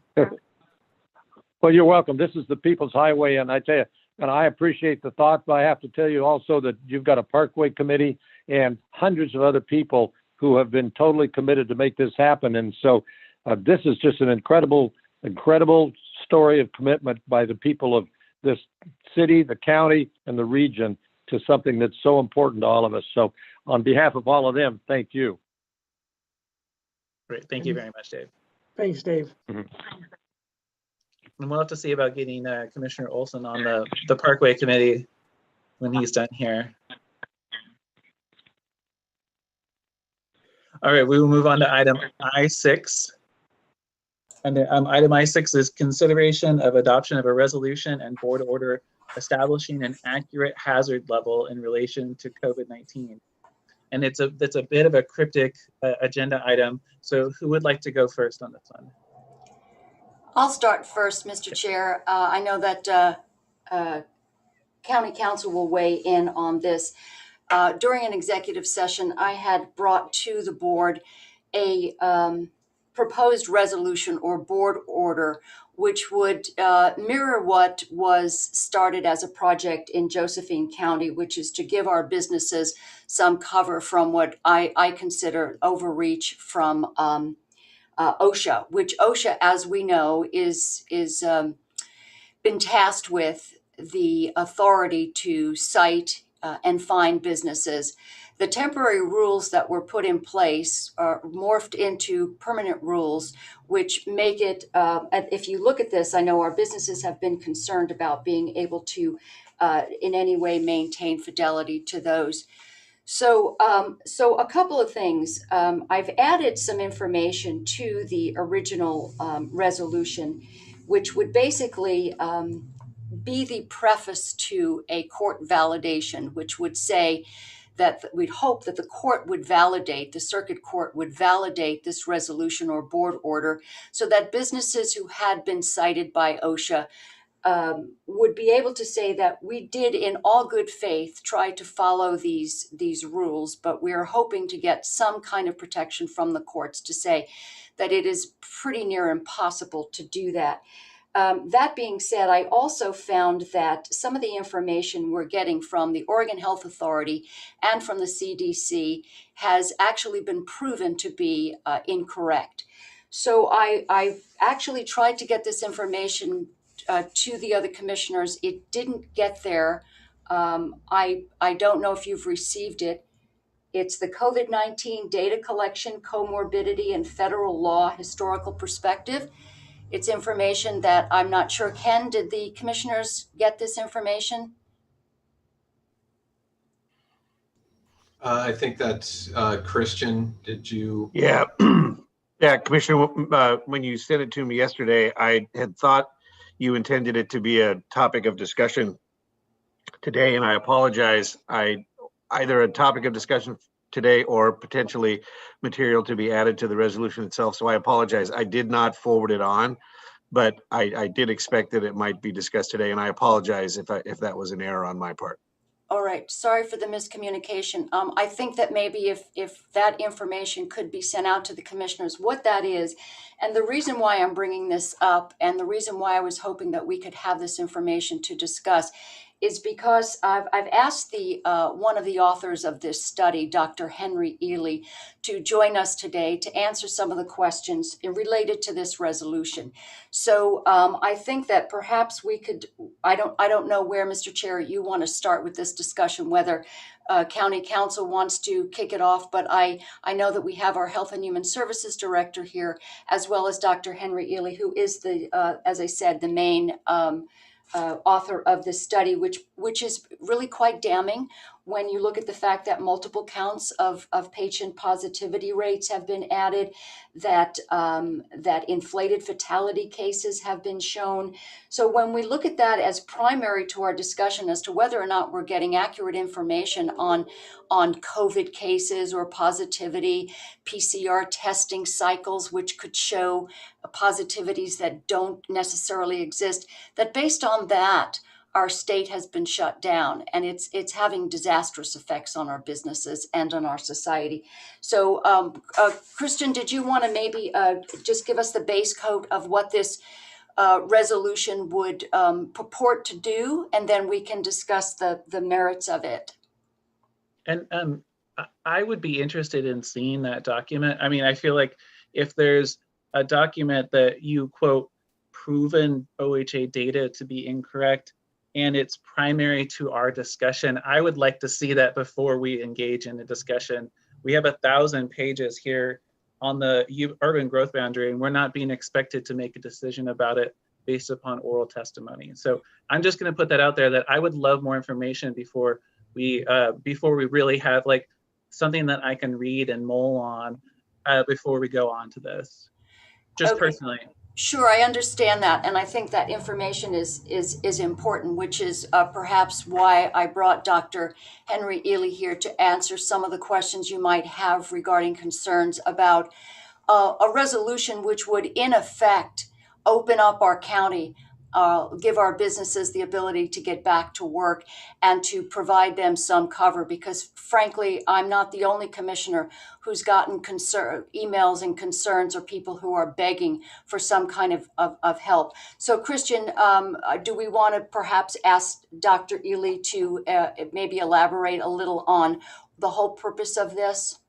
And yeah, let me speak a little bit to the sort of context and backdrop, Casey, if that's right with you. I would love that, because I've had many discussions with Christian about this, and I would say that it is patently incorrect that his interpretation is that this document would in effect open up our county and get businesses back to work. So I would love, I feel like I'm being misled by my county council if he has a different view of it than you do. So Christian, with that, I'd love to hear from you. Yeah, thank you, Commissioner. And to clarify, this is not a document that I would consider to quote unquote open the county back up. It is a document that is saying to individuals and entities that if you are the subject of enforcement, either criminally or civilly, that this is a document that could be presented as an evidentiary tool at your proceeding. It does not say, or it does not purport to do anything along the lines of challenging the existing executive orders or existing OSHA or OLCC rules. It is not meant to suggest to individuals that this is now some sort of a get out of jail free card, or that they can choose to ignore or willfully non-comply with those laws or regulations. In fact, it is, as I said, it's simply meant to be a tool to assist them in a defense if they are cited, and that's the intended effect. And I think it's critical that we be very clear on the messaging of that to citizens. And I apologize if up to this point anything I have said, or the way that I have explained this or presented this, or the way the resolution reads has led anyone to a different conclusion than that. But it is very important that I think we make clear that this is not saying we are passing some sort of a local law or a local order that contradicts, challenges, or attempts to replace the authority of the governor in this area, because that's not what this resolution is intended to do as drafted. Correct, and thank you for that clarification. No, I think from the beginning, I think what this was meant to do is to make the statement that here in Yamhill County, we're supporting our businesses to the degree that we're asking the court to validate a resolution or board order that we've passed that says, you might have tried your best to comply with OSHA regulations regarding the COVID shutdown, but it might be pretty much near impossible. So while it's not a get out of jail free card, what it is an affirmation that that businesses are being damaged, and that we're not supporting what is coming down from the governor's office. At least that's how I feel in terms of respecting our businesses. But I wanted to just ask Dr. Ely to weigh in a little bit about the basics for the misinformation I'm suggesting which is being used as a justification for shutting the business down, if that's okay, Mr. Chair. And then I would love to, I apologize that I'm trying to look at documents at the same time. I didn't see anything in the draft resolution that addresses the OSHA rules. Is there something that I'm missing in there? And I admittedly, I haven't memorized it. Addresses them in what way? I don't see anything that says the OSHA rules or Oregon workplace rules. I apologize. If you could read it to me, I'm trying to pull it up here. I apologize. No, I don't think it refers to them specifically. But again, if you look at orders number 3, 4, 5, primarily, that's where we are saying that this board order constitutes prima facie evidence. And then I think it's let me see here. Second to last paragraph. It's number 5, actually, that persons and entities within the county may present the board order to a court or tribunal, including proceedings before administrative bodies, as prima facie evidence of good faith compliance. So that's where, if you were cited, for example, by OSHA at your hearing for the citation, you could present this resolution as a piece of evidence in your defense. Okay, so it's the administrative body's comment. Administrative bodies, or also court, because a violation of the executive order is a Class C misdemeanor. So if you were cited, you could present this at that hearing as well. Again, a judge may look at it and say, I appreciate it. I understand what the county did. I understand why the county did this, but I'm going to choose not to apply this, and I'm going to choose not to give this any weight at all, and I'm going to go ahead and apply the executive order or the applicable rule as written. That's a possibility. But so the idea was to try and provide folks with a tool. That was my understanding of the intent of this. So my understanding, I mean, based upon the meetings that commissioners have all been at, that Oregon OSHA differentiates between good faith efforts to follow guidelines and bad faith efforts to follow guidelines. And yet we have good faith in here. Like we're, essentially holding this up as a good faith effort. Like I've had a good faith effort, but isn't that what they use as their determination right now? I'm not sure that I understand your point exactly. What I can say about good faith, and then if I don't answer your question in this response, then we can chat about it. This would be something that if a business, and I'm not aware of a business in Yamhill County that's been cited by OSHA or individuals who've had the executive order enforced against them. The one example I have heard was a fitness center in Marion County. That entity, I understand, was choosing to be open and operate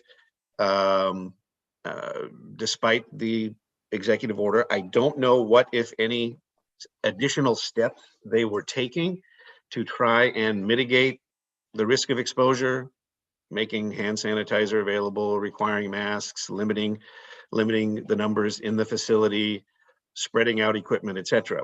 But this would be a document that you could take to your administrative hearing and say, yes, I was open, but I did limit the number of individuals who were allowed into my facility. Every piece of equipment was 6 feet apart. Everyone who was there was required to wear a mask. There was hand sanitizer on every piece of equipment. My showers were closed. My drinking fountains were closed. And we had markers all over the floor to make sure people were at least 6 feet apart. If you could demonstrate that you had, in good faith, done all of those things, then this might be yet an additional tool that you could use to say, and therefore, in the view of Yamhill County, that should be given some credence and some merit that I have in good faith tried to comply with these requirements. That's kind of how I would see it working. If you simply came to the hearing and said, yes, I was open, and I was open because I disagree with the governor's authority, or I don't recognize the governor's authority, so therefore I'm going to open my business and operate as I would in any other situation. I would not expect this resolution or this document to carry a whole lot of weight with whoever the administrative body is that you're appearing before. Does that sort of help put the good faith language in some context?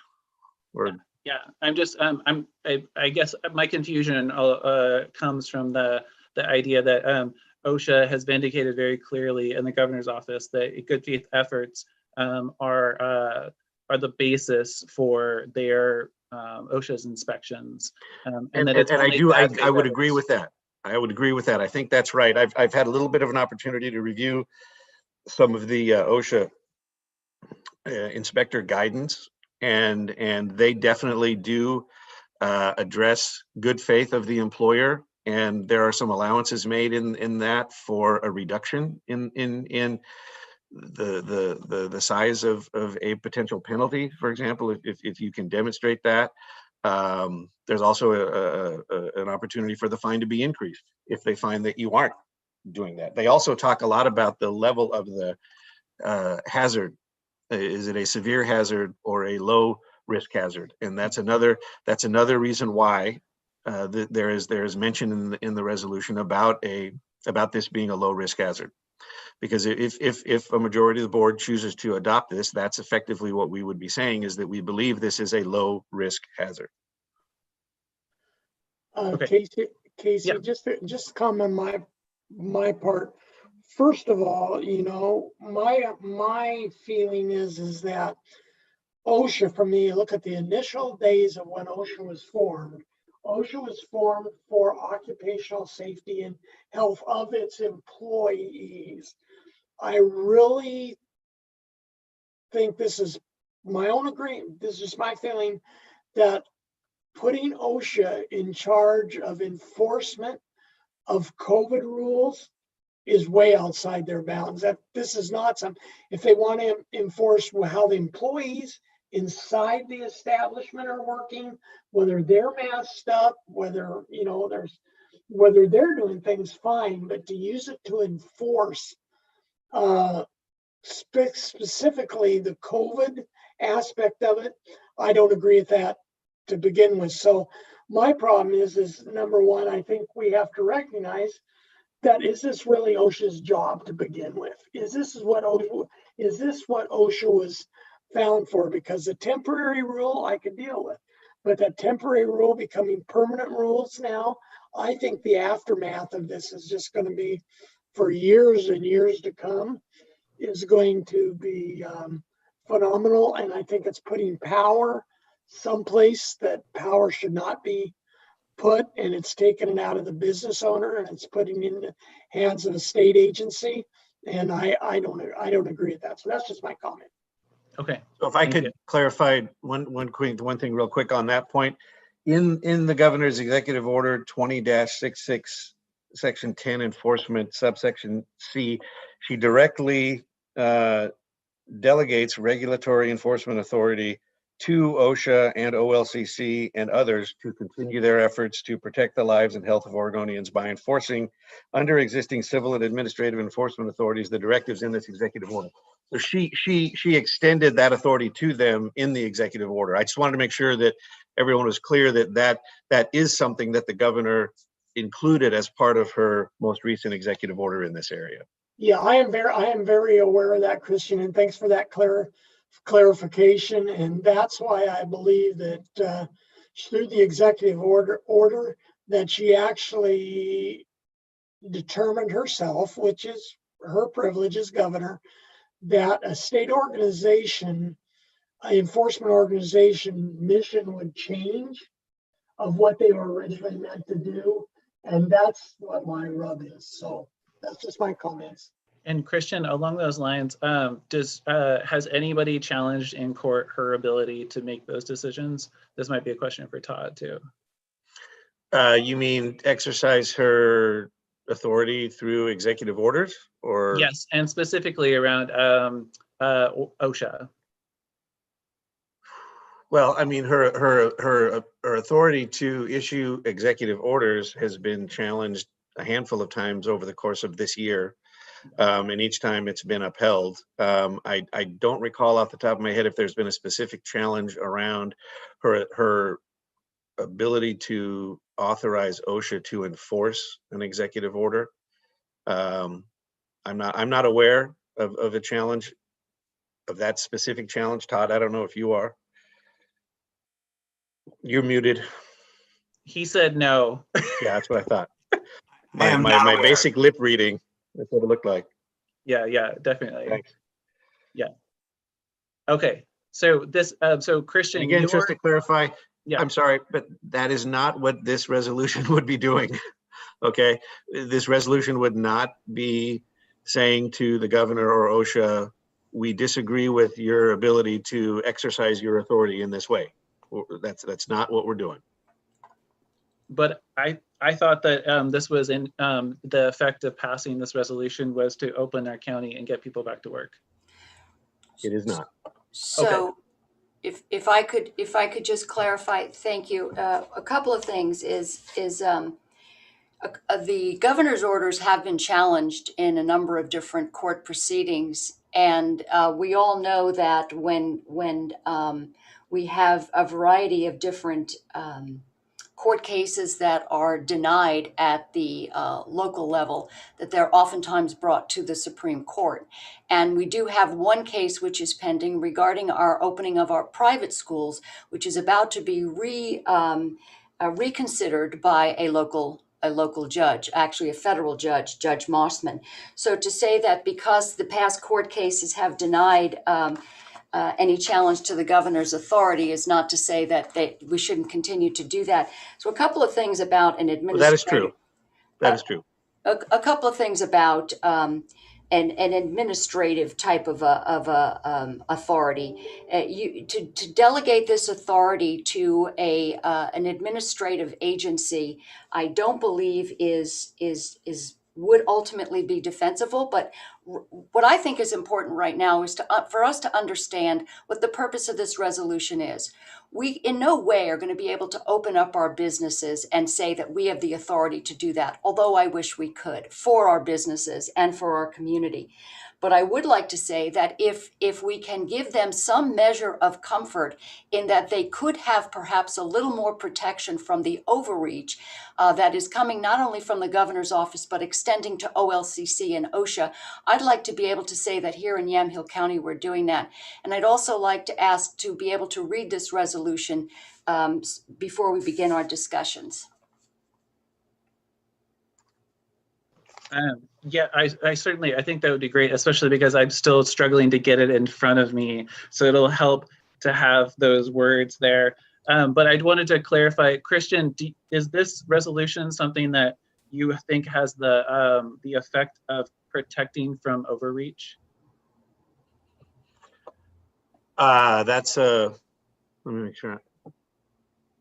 That's a broad term. Again, I would just reiterate that the intent behind this is to provide individuals and entities with an evidentiary tool in the event they are cited.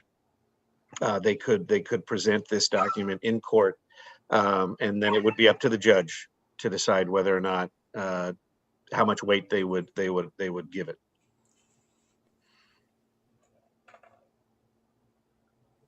I did it. I was muted and tried to speak.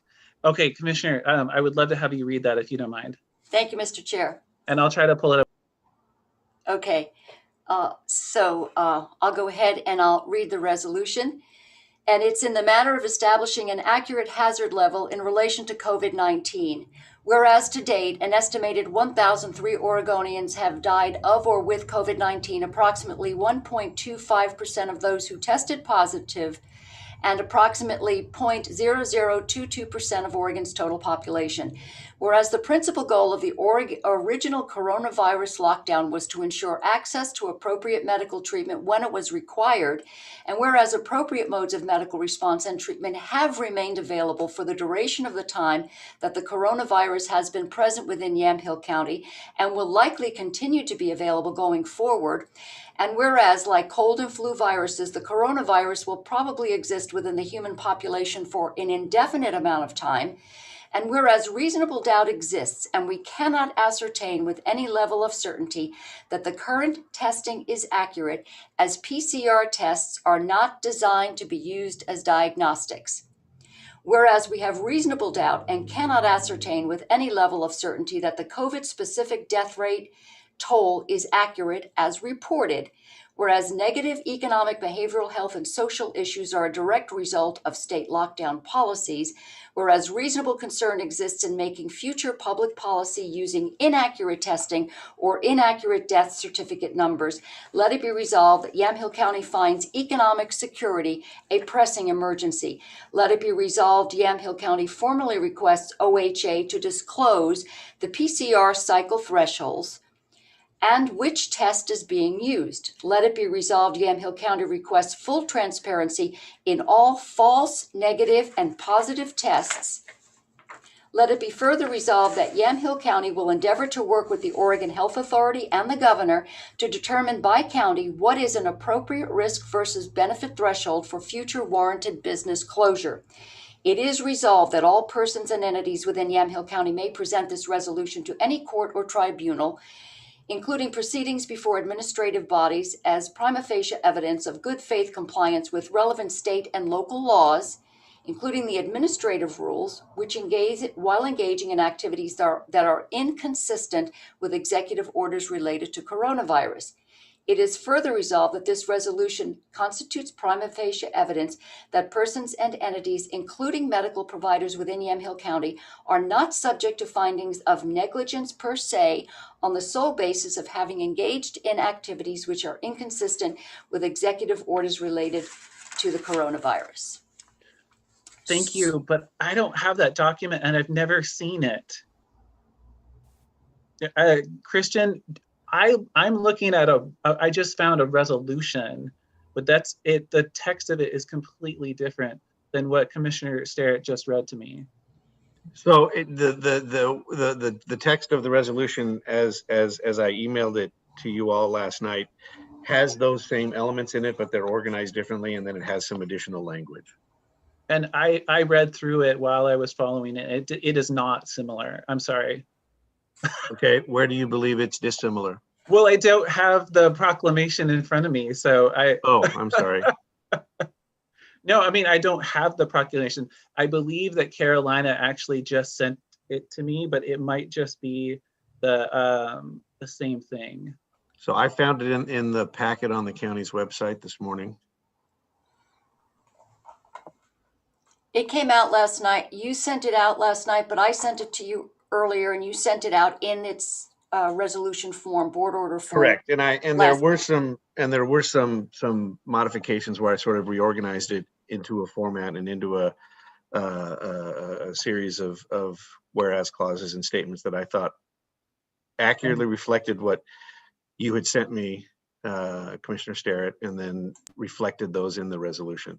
And Christian, I just the thing that Carolina just sent to me is the same thing that you sent to me last night at 6 o'clock. Correct. And that's not the proclamation. And it also doesn't have, there is text that's missing from the resolution that Commissioner Sterrett just read to us. Correct. She did not read the same document that you have, but the content of what she read is very much the same. And if there are inconsistencies, I'm happy to clarify those, and I'm happy to read the other provisions that she may not have specifically read, or I can read the entire document as it was emailed to you all yesterday afternoon. I would love If to that would see be every helpful. document before we can, I mean, I'm sorry, I can't make a decision about this with having one document that's different than another document, and then something that's something like 25 pages that's a law review article. I'm happy to continue this conversation next week, but this doesn't work for me. I'm sorry.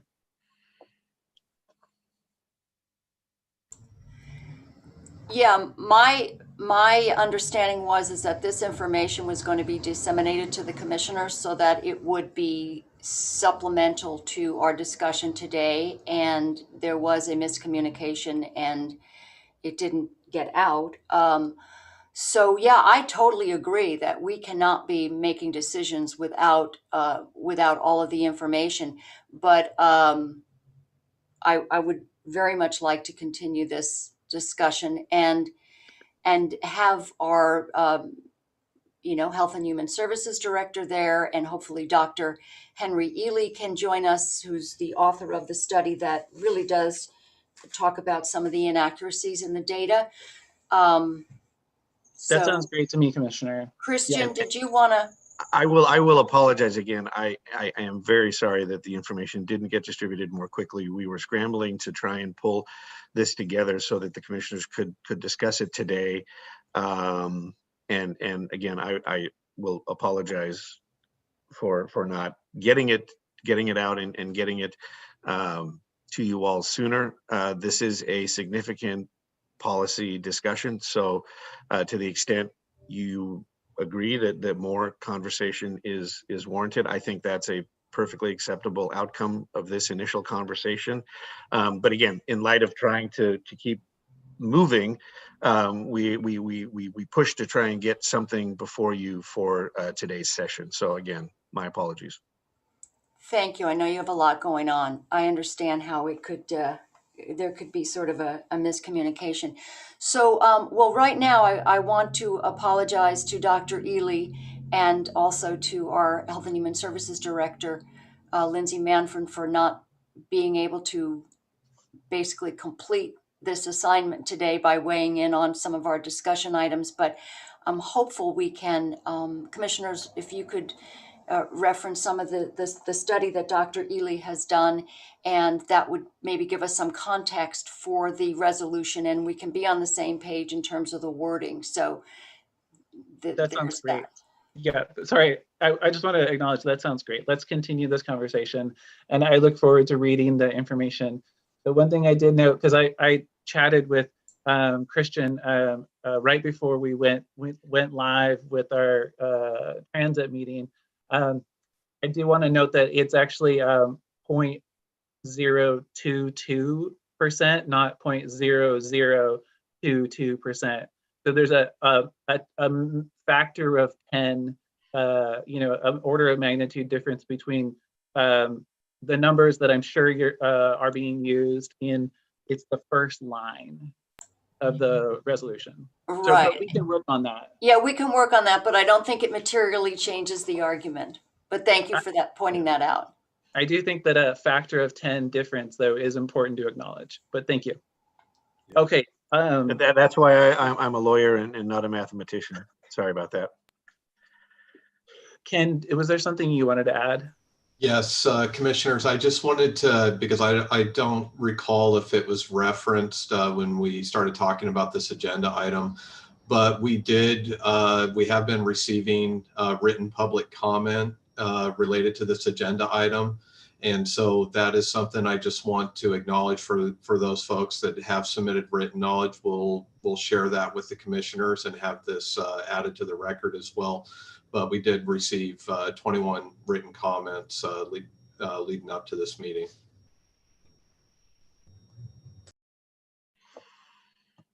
Thank you for that. I did see that we got an email from Carolina noting public comment for item 6. So, All right, well, thank you for prompting this conversation. Even if I don't agree with some of the information that's presented, Commissioner Sterrett, as I told you the other day, I appreciate you bringing it up. Thank you. I'm hoping we can have this discussion next week and really show some support for our business community. Thank you. All right, thank you, everybody. And thanks, Christian. I'm sorry that there was a miscommunication there, but thank you for the work that you have done on this, because I know it's been a lot of work. Yeah, no problem. Happy to do it. And if there are other bits of information that any of you have that you would like to share in terms of topics for discussion with the group, we can certainly receive those, add them to the agenda folder so that everyone has a chance to review them before next week's meeting. That sounds great. Thanks. And may I invite somebody from OHA as well? Absolutely. Okay, that sounds great. I mean, you and I love a good debate, so especially about important things. Okay, then we will move on, commissioners, to item. So item I6 will continue and come back to us as old business next week, I believe. We will move on to item I7, which is consideration of grant award contract for Project Oasis, which is Board Order 20-357, approving affordable childcare and facilities project titled Project Oasis in the amount of $400,000. The grant award contract finalizes the terms and conditions of this project. And Ken, what would you like to add to that? Or maybe you don't. I don't know if I have anything to add. This is just the contract, just finalizing what was already awarded. So this is to, again, process this grant award. Great, thank you. And I'm glad we're seeing this. I know that between Carrie and Abisha and Christian and you've done a lot of work on this, because I've seen a lot of the emails. So thank you for that. Well, commissioners, do you have any other comments on this? All right, I would move approval. I would just want to add one thing. I'm sorry. I would just want to add one other thing. The form of this agreement is the form that we expect the other grant agreements to take. So, just so you're aware that this is what we expect the agreements looking forward, not only for Oasis and Online Northwest, but it'll be very, very similar for the upcoming award recipients as well.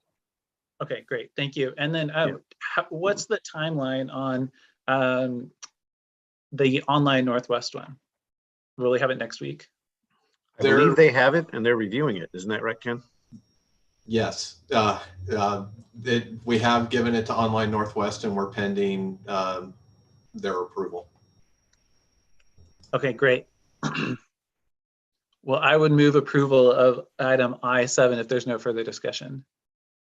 All right, all in favor signify by saying aye. Aye. Aye. Aye. Any opposed, same sign. The record showing unanimous approval of item I7. Thank you, commissioners, and thank you, Christian and Ken. Bobby Shaw, Carrie, the list is long. All right, that completes section I, other business, and we move on to J, which is our public hearings. And commissioners, before we move into public hearings, do you need to take a recess at all? All right, stalwart folks today. Well, we will move on to item J then, which is public hearings. And item J1 is consideration of a City of McMinnville amendment to expand the urban growth boundary to include 662.4 gross buildable acres. Also, as part of that, that's 862.4 total gross acres to accommodate identified residential, commercial, and industrial land needs in response to an LCDC and Court of Appeals 2003 remand order. And with that, I will open up this public hearing. And before we get into the presentation or questions, from our, as part of the staff recommendation. Just want to note, is there any ex parte contact, potential conflicts of interest, abstentions, site visits that you'd like to declare? And I realize this is not a quasi-judicial, this is a legislative, but it's good to get it out there anyway. Mr. Chair, the only thing I would like to claim is that I had been working on McMinnville's UGBs when I was with the city, and that goes back 20-some years.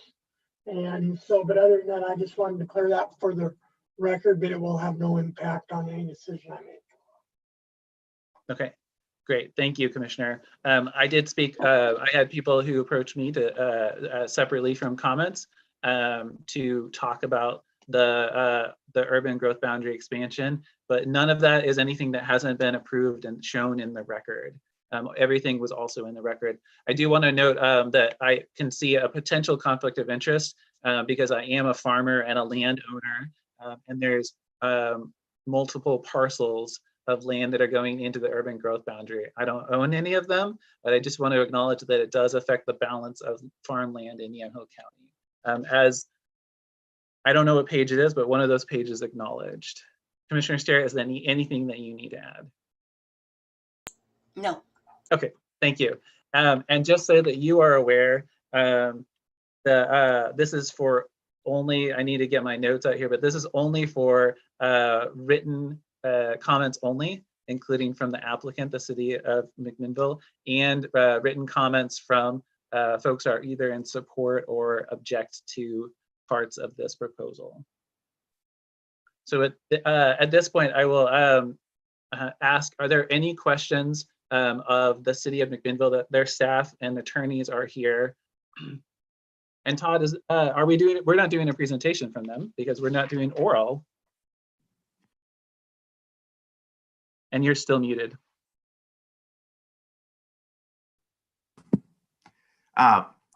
Well, I believe that the city has been asked by the planning staff to assist them in presenting the staff report on this issue because they are so deeply involved in this material, which is 4.5 inches thick, that you would be adopting today if you concurred with the city. So I think Stephanie would start this off and pass it on to city representatives to complete the staff report, if that's okay with you.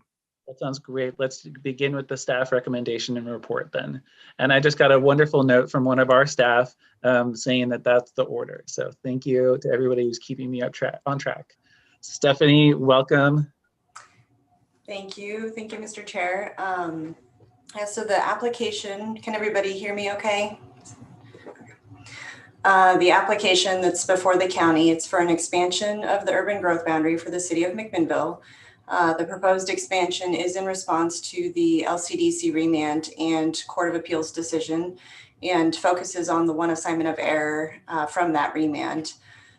For the county, the request needs to satisfy the goals and policies of the Yamhill County Comprehensive Plan.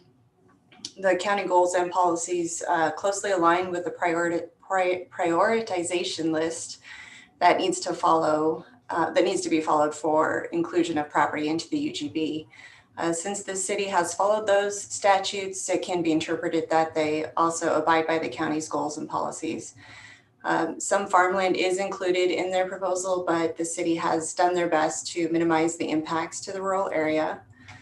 It's obvious from the findings by the city that a considerable amount of time and thought has gone into the process to select the appropriate areas for future urban expansion based on the state law and the guidance that was provided in the remand. The City Council held public hearings last week and voted on Tuesday, December 8th to approve the expansion. And based on the city's findings, staff believes the proposed expansion complies with the goals and policies of the Yamhill County Comprehensive Plan, and the request would be an efficient transition from rural to urban use. And as Todd mentioned, because city staff has expertise on the material, we did ask them to provide the staff report for the city and speak more to the specifics of the expansion and the written testimony that you all received via email this morning. Mr. Chair. All right, thank you very much, Stephanie. And to clarify, which thing did we receive this morning that you're referring to? There were a couple of comments this morning that we did receive, some written testimony, and I believe there were two emails with some written testimony. Okay, great. I have those open, but I wanted to make sure there wasn't a 14 megabyte document. No, just the two. And I must say to the city, this is just a little bit of a side to the city of McMinnville. You have a really great lifter for my computer. Thank you. In addition to being a lot of good reading. So, all right, Heather, do you want to lead us off then with the rest of the staff report? Sure. And we are doing this based. It was just as much fun to write that as it was for you guys to read it. Let's just say that. The legal counsel understands. Anyways, county staff, we've been working with them over the past year, and we reached out and said, how do you need us at all for the county public hearing? They asked us to come in and provide sort of some more specifics about the land selection piece of our project for you, because that's what you're considering in regards to your comp plan policies. And so we do have a presentation for that, since it does have maps associated with it. So I'm going to share my screen. I want to let you know that on the phone with us, we have DJ Heffernan, who's been our project lead for this, and then legal counsel Spencer Parsons from Berry, Elsner, and Hammond, and then the city legal counsel Amanda Gilly Hinman as well. So I try to line up my screen for you. Okay, so we have been calling this Growing McMinnville Mindfully. This is as Commissioner Olson alluded to, this has been a 26-year effort for the city of McMinnville. It started with a periodic review work task in 1994, and the city's been working on it since then. The land use plan amendments that were considered by the city and that are part of your ordinance as well is the McMinnville Growth Management and Urbanization Plan. We call it the MGMUP, and this was first put together in 2003 after a 4 or 5 year community visioning effort, and it's been challenged in the court system since, and came back to the city as a remand from the state in 2012. And then the city in 2013 passed an ordinance saying they wanted to take some time before responding to it. City Council gave us direction in January of 2020 of this year to respond to the remand. What this proposal does is it does add land to the urban growth boundary. That's why it's coming to you. It assigns comprehensive plan designations to that land in the urban growth boundary, including land that was added into the urban growth boundary in 2004. It doesn't rezone any properties. There's been some confusion about that. All this land in the urban growth boundary is in this county jurisdiction and still remains under county zoning and county regulations. It adopts and amends comprehensive plan goals, policies, and proposals, and it amends a part of our zoning ordinance. And the piece pertinent to you is the plan itself and the land that's being added to the urban growth boundary. So the plan, that's the 4.5 inch binder that you have. The plan itself has the plan, and then it has an additional 7 appendices associated with it. The selection of land and the findings for the selection of land is in Appendix C, this urbanization report alternatives analysis. And that is the appendix that's in response to the court remand that we received. The rest of it is stuff that was included in the original plan was repealed in 2013. For the most part, when the city decided to take a breather on this effort. There's been a couple amendments to it, and the city council passed those on Tuesday night. So the Court of Appeals remand, petitioner submitted 3 assignments of error, and as your staff described, only 1 assignment of error came back from the court, which was the selection of land. The court rejected the other 2 assignments of error, which was the amount of parkland, amount of high density remaining residential landing. Just to give you some idea, because this was in some of the testimony you received, we are working in a data set from this original proposal. It is in a remand process. And so we need to do so. And there's actually state law and administrative rules that were passed in 2016 that said cities who had been working on UGB amendments prior to 2013 can still remain working on those UGB amendments if they got tied up in the system, so that they can finish those as they were working through changing the rules. And there are several people who believe that that particular provision was put into the state law for the city of McMinnville based on what we had been going through. But anyways, this is a plan that is moving towards a population target of 44,055 people. We currently have 34,000 in the city of McMinnville. It was looking for 6,000 housing units, 3,500 in the existing UGB that was existing in 2003, and then 2,500 new housing units that would be in a UGB amendment. The UGB amendment has a phase 1 and phase 2 because part of the land that was originally submitted in 2003 was accepted by the state and not challenged by opponents. And then part of the land was challenged and not accepted. The court has already approved these forecasts and directed us to work under these numbers. The phase 1 and phase 2 efforts of this UGB amendment is in 2003, you as the Board of County Commissioners passed an ordinance supporting the city's submittal. City sent it to state, and 259 gross buildable acres was not challenged by opponents, so that was allowed to remain inside the UGB submittal, but the rest of the remaining land need was challenged, and that amounts to about 665 acres. Our proposal that's in front of you is a 662.4 gross buildable acres. This is the original submittal that went in 2003. That the Yamhill County was a partner with us on this in terms of adopting an ordinance to support it. The land that was not challenged is everything that's in green here, and that amounts to the 259 acres. 3 is the McMinnville High School site. 1, 2, and 4 are rural residential lands. And then everything in pink was the land that was challenged by opposition into the Court of Appeals. So we had established a land need for 881 buildable acres, and 259 acres were not challenged. And so we still had remaining land need after that. We submitted again in 2005, that got challenged, and now we're in our third effort. The adopted UGB amendment that the city adopted on Tuesday night is what is the map that you see in front of you. These are the lands that we're proposing to be amended into the UGB, and it does amount to 662.4 gross buildable acres and 862 gross acres. We talk in gross buildable and gross acres because there is floodplain that we don't allow development in these lands, as well as some steep sloped areas.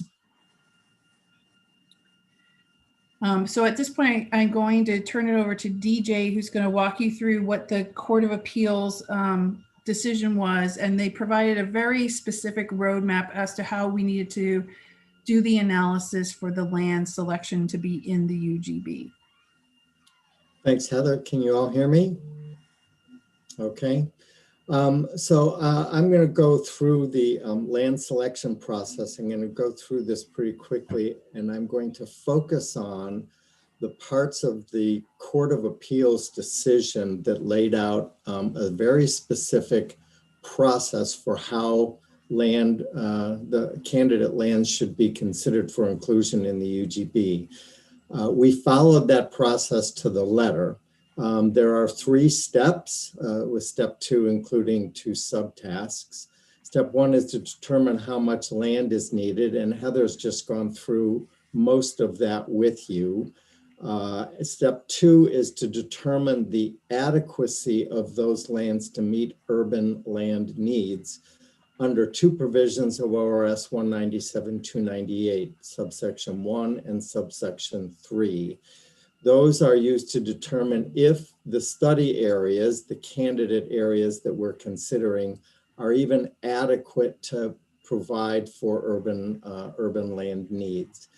And then after that test or review is completed, then step 3 is to determine the suitability of those candidate land needs. And that suitability review is done under the location factors in Goal 14. So there's the statutory test first, and then the land use goal test is applied. So this is the land need.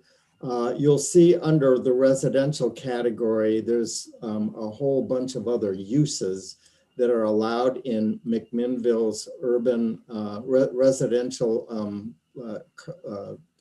land designation, parks, schools, churches, other public uses.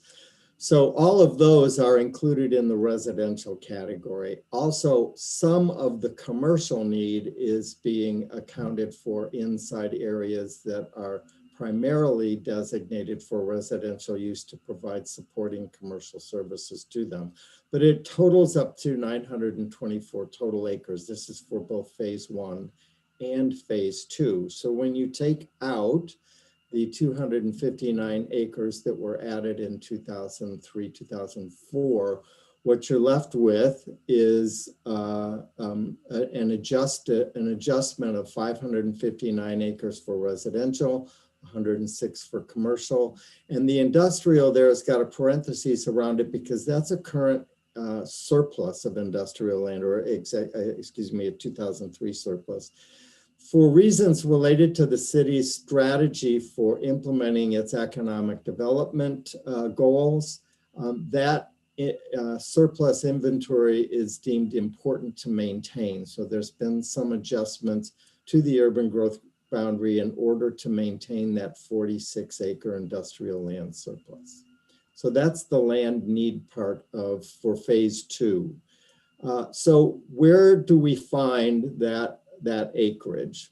Our first task was to identify study areas.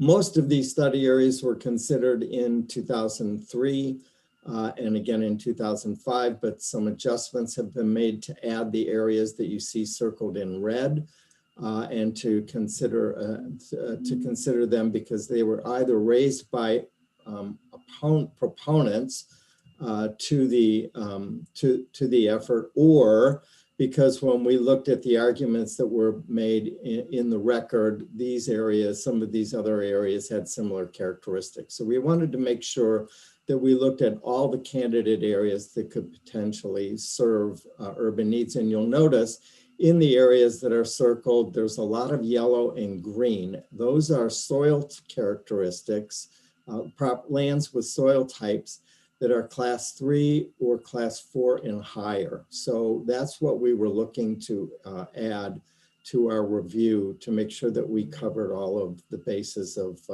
areas that are higher priority.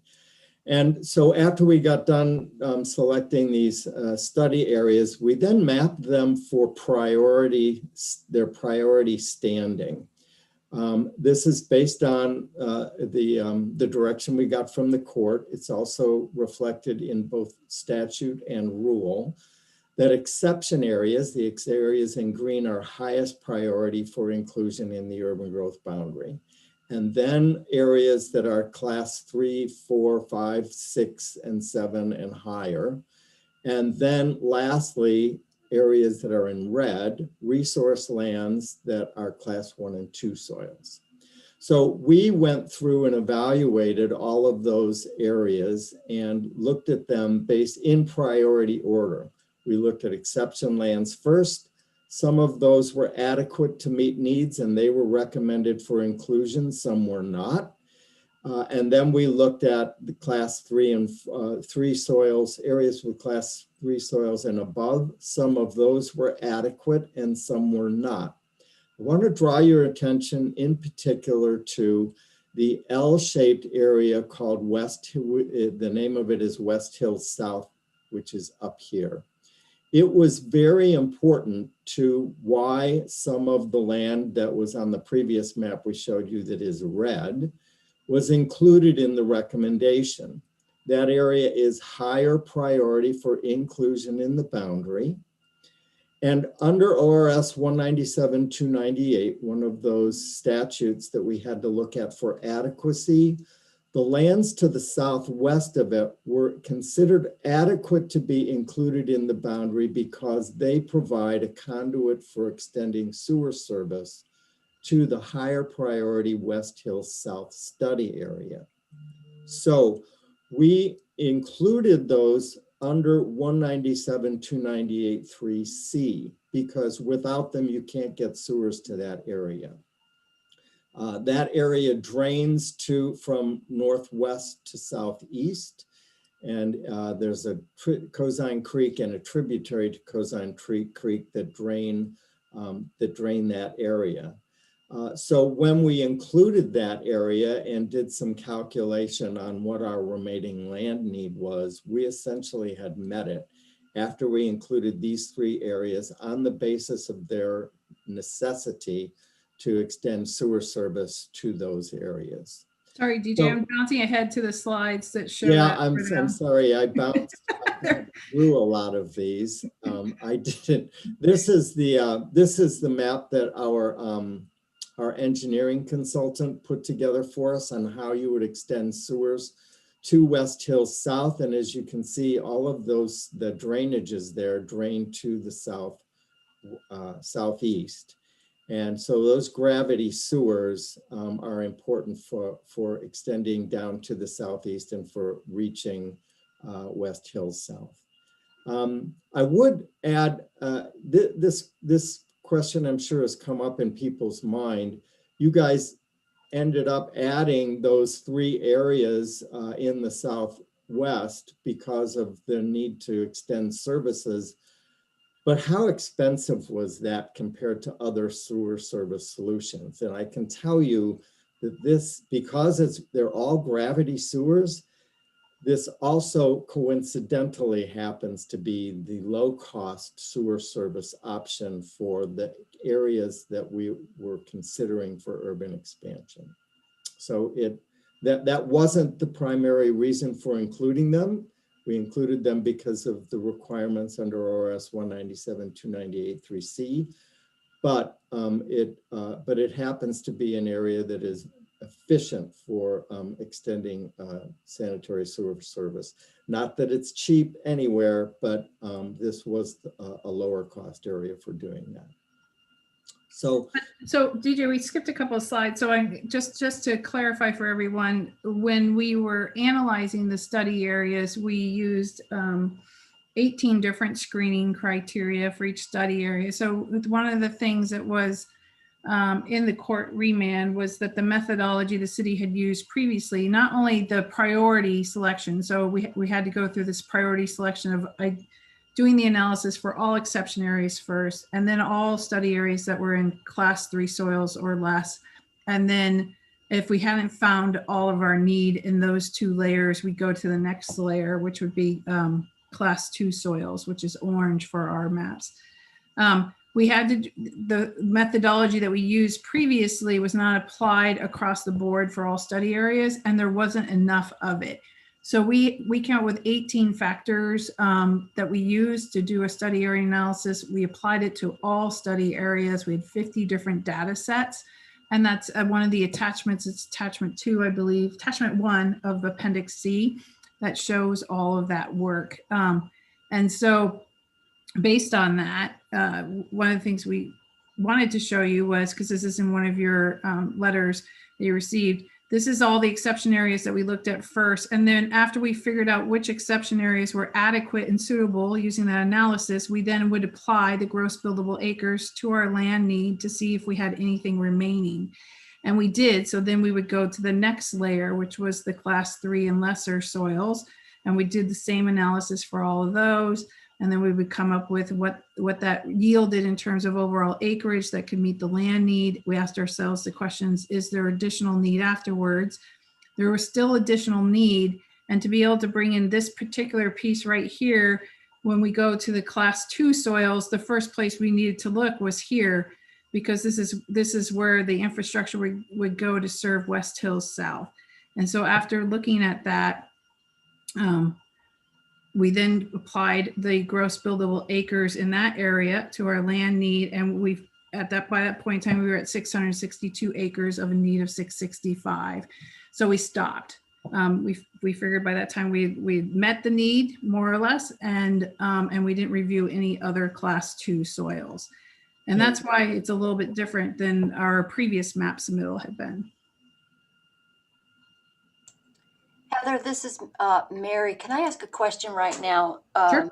I don't know if it's appropriate, but can somebody address because if I understand correctly, the industrial supply, there was an excess of what is needed in industrial supply. Is that correct? Yes. So if that's the case, is there been any discussion, or is it even germane to the discussion about rezoning any of the industrial? Yeah, that's a great question, Commissioner. I appreciate you bringing it up.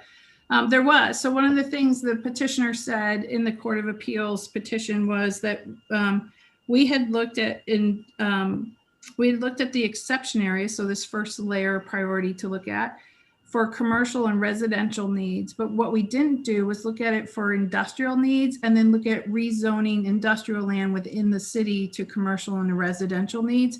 And then that way we would be protecting, farmland down the road in terms of our selection process. So we did do that. We looked at these exception areas for industrial needs. Based on that, we made the recommendation that what's called Riverside North up here come into the city as an exception area to meet industrial land needs. And then with that, we are recommending that we rezone 40 acres of industrial land that's down here south of Highway 18 to commercial. And then that way we don't have to find that additional 40 acres in later soils as we were going through the analysis. The other thing it does do is there's 200 acres of industrial land right here that's been in the city boundaries for 40 some odd years. And the industrial users cannot make a play on it because it doesn't pencil out because the public improvements to actually develop that property is so expensive based on the intersection requirements on Highway 18 and some wastewater requirements that it just doesn't pencil for any user that's looking at it. So the commercial acreage will be able to make it pencil and we'll pull that infrastructure into that area. And then the 160 remaining industrial acres will then be able to connect to that infrastructure and hopefully it will pencil for them. So we think it will not only save farmland from additional land need for the city in terms of 40 acres, but it also may incentivize some more industrial land use in the existing city UGB. I hope that answered your question. It did, thank you. Yeah. So we also wanted to point out, we never even looked at class 1 soils, which is up here in the northwest area. We get questions about that quite a bit, but because of the selection process and the Court of Appeals remand roadmap, we never even went there in terms of looking at that to meet the city's land need, because we didn't even get through the class 2 soils in terms of an analysis. To show the difference between the first submittal here and this submittal here, which would be phase 2, and the total submittal, which is phase 1 and phase 2 here.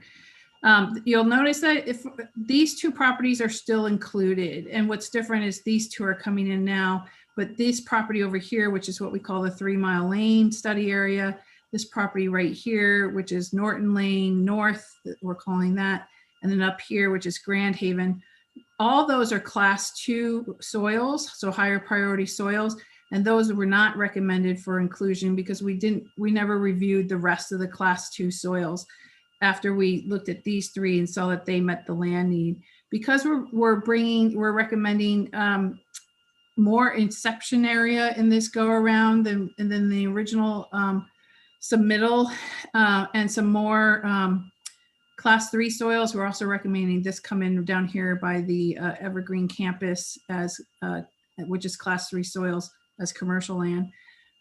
Our overall absorption of class 2 land is significantly less than the original submittal. So this shows how 921 gross buildable acres is serving this city's land need for that population target of 44,000. It includes the first phase that came in originally. None of that land is actually annexed into the city for development. And I will say every time we talk about, the people out here are always quick to tell us that they're not interested, as well as people up here at Fox Ridge Road. But then this also includes the phase 2 recommendation here. It will serve for a population of 44,000 people. It will be approximately 2,500 housing units on this UGB land, including phase 1 and phase 2, 254 acres of parkland and 106 acres of employment land. to Commissioner Kula's point, which was what does this mean in terms of the urbanization of rural facilities and rural land relative to Yamhill County? As I described, the exception area is a higher percentage of this UGB submittal than the original one in 2003. Our class 2 soils is about 28%, but if you look at the soil surrounding the city of McMinnville, it's mostly class 2 soil. So we were able to stay out of it for as much as we could. 70% of it is out of it. And then in terms of the overall impact, this UGB amendment, phase 1 and phase 2, the total is 0.2% of Yamhill County's overall acreage. And then the impact to EFU land is 0.4% with this UGB amendment. So we really tried to make it as compact and as respectful of surrounding farmland as possible. You did get 4 letters of public testimony for this, one from Charlie Walker and one from 1,000 Friends of Yamhill County leading up to this public hearing, and then one from Ramsey McPhillips and one from Janet Lee Redmond this morning. A couple of issues were raised in those letters. One was the legality of the remand. Ramsey McPhillips raised this as well at the city level. And as described, there is a law that passed in 2016 that changed statutory requirements for UGB amendments, but written into that law was a effect for those communities that were already working on UGB amendments and had done the work and were working through the system, that they could continue to move those UGB amendments forward if they were working under administrative rules that were in effect on June 30th, 2013. And the purpose behind that was there was a handful of communities that were tied up in the court system with their efforts. And to work under the new rules, they would have to go through a whole new effort for that. And so the state wanted to honor what had occurred previously and try to get those projects done. The same thing happened. It also went into administrative rule, those same provisions. And then there's been some discussion about House Bill 2001. House Bill 2001 passed the state legislature in 2019. It does not go into effect though until June 30th of 2022 for larger cities, which McMinnville is one of those. In fact, the rulemaking is not even done for that yet. And then there was, in one of the letters, there was a question about where the findings were for the inclusion of what we call West Hill South, and then the 3 study areas of class 2 lands. And so this describes the pages where those findings are found in Appendix C. And then the serviceability analysis for the infrastructure to serve them was also questioned, and that it is found in attachment 3B of Appendix C. Heather, I have a question. Can you go back to, sorry about this, can you go back to House Bill 2001? Yeah. In terms of the relevance of it not going into effect until June of 2022 and how that impacts the decision? Yeah, so we're working on a court remand from 2003. So we need to work within, in fact, we're actually working within the statutes and rules that were in place in 2003 itself, and not the statutes and rules that were amended since then.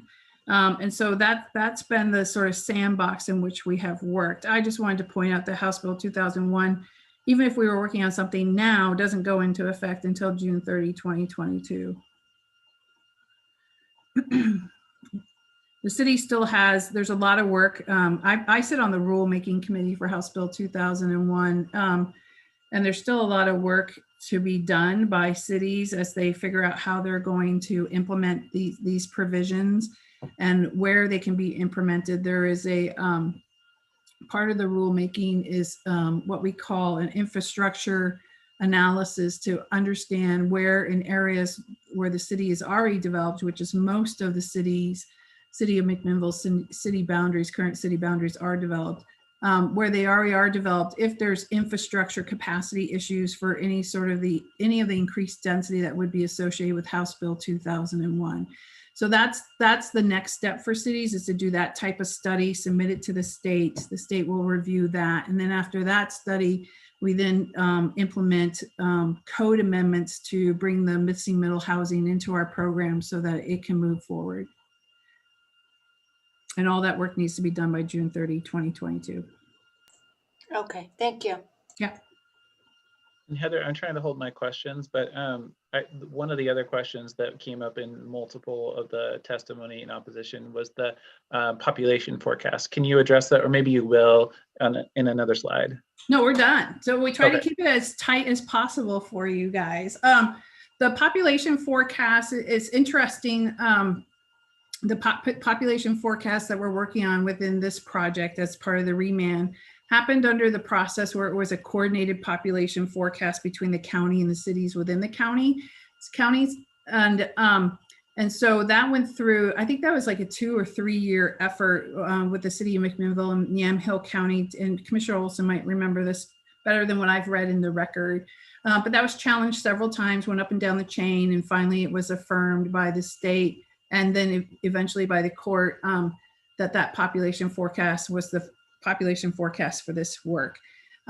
What happened later, I think it was 2016 or 17, the state decided that so many cities were not able to move forward with their growth planning because the population forecast itself was being challenged in the court systems. We weren't even getting past that milestone, that they took that out of the local process and gave it to PSU and just said PSU will come up with the numbers and everyone's going to abide by those. So that's we don't even do coordinated population forecasts with the county anymore. We just receive the numbers from PSU at this point in time.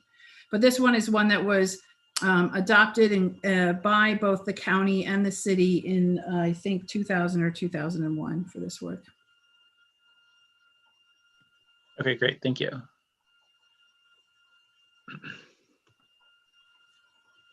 Are there any other questions, or I can stop sharing my screen if we don't need to look at any more maps? You might need to, but yeah. Questions, commissioners? Good ones. Thank you, Commissioner Sterrett. Questions that I don't need to ask now. I think some of the questions that I know that came up with residents of county land inside the urban growth boundary that you are so familiar with revolved around what the urban holding designation is. And I think I have a sense of that, but it's better to get it straight from you. Can you give us a sense of what is that urban holding designation? Because it's not annexation and it's not just plain old county. No, so, and we didn't spend a lot of time on that in this presentation with you because it's a city provision, but we as a city for all land within our urban growth boundary, we put a comp plan designation on it, and that's what its future land use would look like. And so the ones that are already in the city, so this is all the land that came in 2003 with the first to middle, the 259 acres that were approved, they all have a residential comp plan designation on them. A lot of communities are moving towards what's called an urban holding comp plan designation, and it is what it means, which is, so it gets rid of the confusion, because a lot of people were like, oh, is my land that's over here in Riverside South that I farm, is it under a city residential zone because it has this residential comp plan designation? So the urban holding comp plan designation simply means it's land in the county that's in the city's UGB that will be under urban holding comp plan designation until it comes into the city, is annexed into the city and gets a city zone. It's meant to be a clarifying element. And does that limit the development of the individual property by a property owner now? That, I mean, that's my understanding is that it doesn't, but no, so all the, some cities do coordinate with the county, and the county adopts an urban holding comp plan designation too. And it essentially, and this happens in Deschutes County, and it essentially really restricts any future development of those lands so that they don't get even more parcelized. That is not the case in this proposal. So this proposal is just the city's comp plan designation. It's not a county provision, and those properties will still operate under county zoning and county regulations until such time they make the choice to come into the city.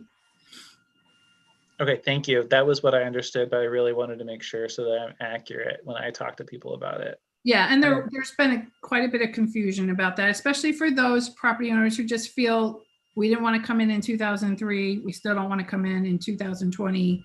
Why are you talking about us? So. Totally. Can you then, and I realize it is part of a conversation at Urban Growth Boundaries, is can you explain the process by that's maybe shorter than 30 minutes by which you do an annexation? Yeah, so, and that's actually part of our recommendation for this project. So it's Appendix G of the plan. And it's the only new appendix that we have brought in as the planning staff for this effort. So the intention is there was concern from the opponents that there's a lot of different land need in our residential designation. When it comes into the city and gets a residential zone, the same thing occurs. Parks are in a residential zone, schools are under a residential zone, churches, public facilities. There's a lot of things in our residential zone. And so it kind of meshes it all together. And one of the opponents' concerns were you're not really clearly making sure that you're mitigating and bringing your land need in based on what's been described. So parkland, churches, public facilities, if it all comes in under a residential zone. And so we agreed, and we just came forward with a recommendation that many communities are doing now, which is a framework plan. The framework plan is a 30,000 level plan, and I'm sorry I don't have it in a slide for you, but it's a 30,000 foot level plan that sort of identifies the big pieces and when we were doing our analysis, where we felt they would fit. And then the city adopted comp plan policies and zoning ordinance amendments on Tuesday night that then require area planning to take place in these areas in the UGB, where we go down to like a 15,000 foot level and work with property owners and community stakeholders on a couple hundred acres of land and really do sort of a more refined plan as to where would high density residential go and some parks and things of that nature, so that the city can participate in how this land will be developed at a higher level. Then if a property owner wants to annex into the city, they would enter into an annexation agreement with the city council. And part of that annexation agreement will require a conceptual master plan, which shows how they're meeting the covenants of the area plan, because the area plan will be adopted by the city. So it will be an official document. And so they'll have to show how their property is doing what the area plan said it needs to do for that particular parcel. They'll have an agreement with the city council for the annexation. They'll have to then go through a land use process after they're annexed into the city that then allows sort of the public process and public hearing process for the master plan to be reviewed and approved. And then they get their city zoning.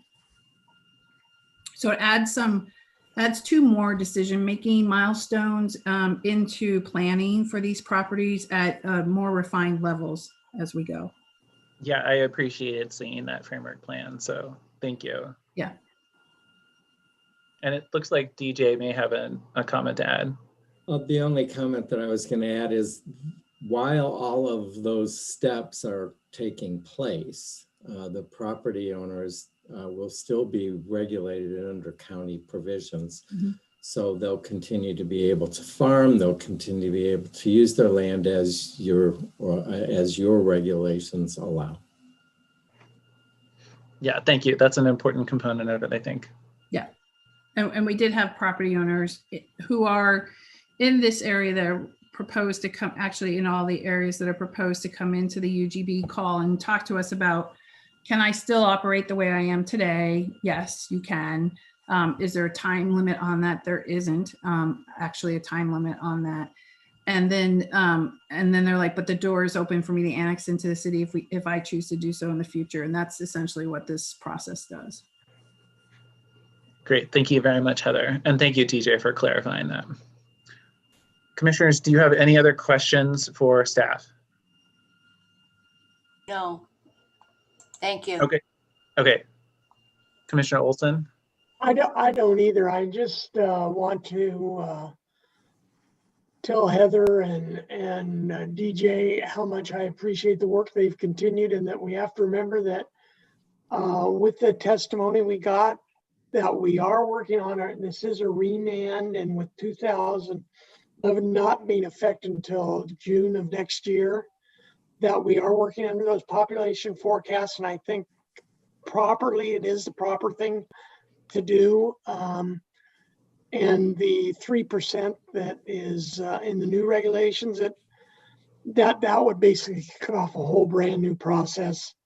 And I think by doing that, it would put it further down the road. So I'm very comfortable with this proposal. Great, thank you, Commissioner. Well, with that, I will then close the hearing portion with my fancy water bottle dong and move into deliberation. Commissioners. Well, I'll just say that I appreciate all of the work that's gone into this. It's been years and a lot of work. I know it's been frustrating. I do understand the concerns. I live on rural property, and I too understand the concerns when looking at proposals like this. But I would like to say that on the one hand, we talk about the need for housing, and it's got to come from somewhere and it's got to go somewhere. So all the work that went into finding a way to do this, I think, is admirable, and I appreciate the fact that it's finally been done, and I hope it can be carried across the finish line. All right, thank you, Commissioner Sterrett. I think, Casey, I agree with Commissioner Sterrett, and if you're ready, I'm ready to make a recommendation. Hold on, I gotta give them praise too. Well, you can give them praise and I'll make my motion. Oh my goodness. I mean, I guess we could make a motion and then, but I do want to say that as a farmer and as a farmer who has opposed land use decisions in the past, I did come to this one with a considerable bias that I really had to like take off. And so I think that Heather especially is the person that I would like focus my primary attention to, because I really feel like with this document here, this very, very large document, time and again, I found Heather and staff, but I'm again, give her the title credit, answered the questions as I was, my like antagonistic questions. Well, what about this thing? And then I read a little bit more, and then I thought about it, and I was like, oh, they just answered it. So I feel a lot more comfortable than I ever thought I would with supporting this amendment to your UGB. Yeah, Casey, that's really it. I looked at the latest one, the one that Heather went over the synopsis in her slideshow today, and well, as I say, it's just one more binder of the five or six I have at home covering McMinnville's UGB that I still have, and I'm going to slide this one right in next to it. Yeah, and if it's okay, I just thank you, commissioners, for the comments, but I do want to build on what Commissioner Olson said, which is this is 26 years of work. There's been a lot we're building on what's been done in the past with other planning teams who put a lot of work and time into this, and it's a good project. And I wanted to let you know that our planning team, so our planning team's comprised of 5 people plus DJ, who was helping us through this effort, and our legal counsel. This was a team effort, and to do this in-house, I've never done this in-house like this before. So kudos to all of them. And Commissioner Kula, I get asked this all the time. We just kept telling ourselves, work the problem. Just keep working the problem. Work through what the court said, work the problem. It will yield something in the end. None of us had any sort of default to conclusions as to where we would end up with it. So. Well, I think, Casey, it's really interesting. I think Commissioner Sterrett can tell you, if you follow the 3 Ps, have the good people, follow a good process, and come up with a good product or good policy, you're going to pass it every time. And I think in this case, that's exactly what the city, especially under Heather's leadership, has done. I'm sorry, I got tripped on the fact that you attributed that to Commissioner Sterrett when no, we all I know said that that's yours. Yeah, but commissioners, what I attribute to is Commissioner Starrett often brings that up. Well, so I do, I really appreciate, I want to acknowledge that I really appreciate the comments that were submitted to us. The comments that were submitted to the city. I saw in real time the city of McMinnville adapting their documents. And I do acknowledge that that's really hard to do. Once you've set, you're like, this is the decision that we've made, we followed the process, and then you had citizens, residents in your community say, we are concerned about X, and you change things or address them in real time in many cases. So I do commend that as well. So thank you for doing that. It's, I am uncomfortable with the idea of having houses on farmland. I know what class 2 farmland can do for a community and for a family. And I also, I'd say I breathed a sigh of relief when the Norton Lane North and that parcel, that big beautiful field south of Highway 18 where it's close to 99, when those in particular came off, and then the Chagrin, because there's some parcels of land in the world that are more special than others in terms of their productive capacity. Whether it's because the people farming them and their little location, but those are very productive pieces of land.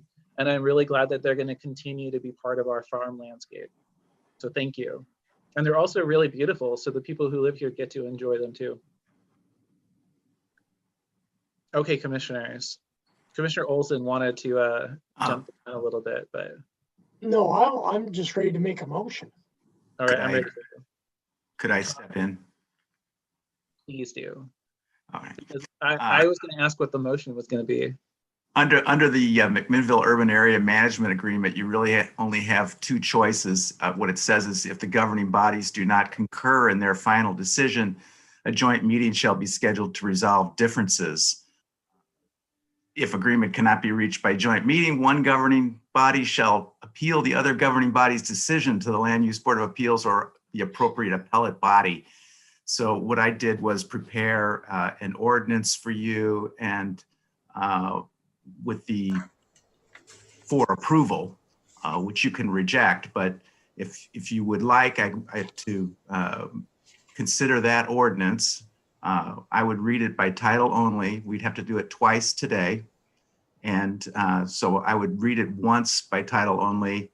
You can get your motion, and then I would read it again, hopefully by title only, unless there are objections to that. No, that sounds great, because I was planning on doing that. And I made it particularly short in case there were objections. So I think we should have Todd then read it by title only. I agree. This is in the matter of adopting the McMinnville Growth Management and Urbanization Plan and McMinnville Urban Growth Boundary as part of the Yamhill County Comprehensive Plan and declaring an emergency, and it's Ordinance 912. Okay, I would make a motion that we approve the motion as stated by Todd. All in favor signify by saying aye. Aye. Any opposed, same sign. All right, let the record show that passes. And Todd? I should have read it again by title only more before you did that, but that's what I thought. Well, I thought we did it, then you read it once more by title only. No, he makes the motion, but before we vote on it, he reads it again. My apologies. We can do this all over again as long as people out in the community aren't watching our sausage making. In the matter of adopting the McMinnville Growth Management and Urbanization, I'm reading it by title only because there were no objections to that. Yes. In the matter of adopting the McMinnville Growth Management and Urbanization Plan and McMinnville Urban Growth Boundary as part of the Yamhill County Comprehensive Plan and declaring an emergency, Ordinance 912. If you would, thank you. If you would repeat the vote, I would appreciate that. Yes, all in favor signify by saying aye. Aye. Aye. Any opposed, same sign. Let the record show unanimous approval. Yeah. Thank you. Boy, Good sausage. Todd, you're not as confused as I thought you were. Good sausage. Good Good sausage. sausage. Yes. All right. Thank Thank you, you Todd. for all of your work, Thank both you. county staff and the city of McMinnville for joining us. I really appreciate hearing from you. Yeah.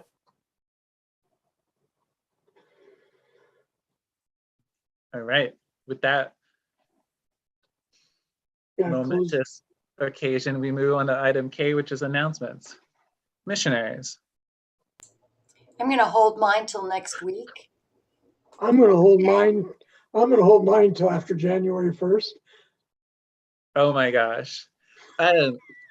If you have just a moment, I can give you a little bit more of an update on the ODOT meeting, which is really that we talked, Mayor Hill and I and staff, Parkway staff met, or the lobbyists met with ODOT's executive team, and we talked about a couple different options going forward, and they gave us some rough numbers for what each of those options were.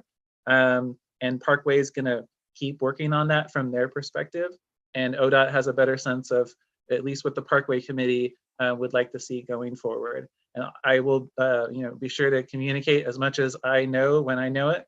And Commissioner Olson, in his short time here with us, I bet will do the same. I will, and who knows, after that I may too, who knows?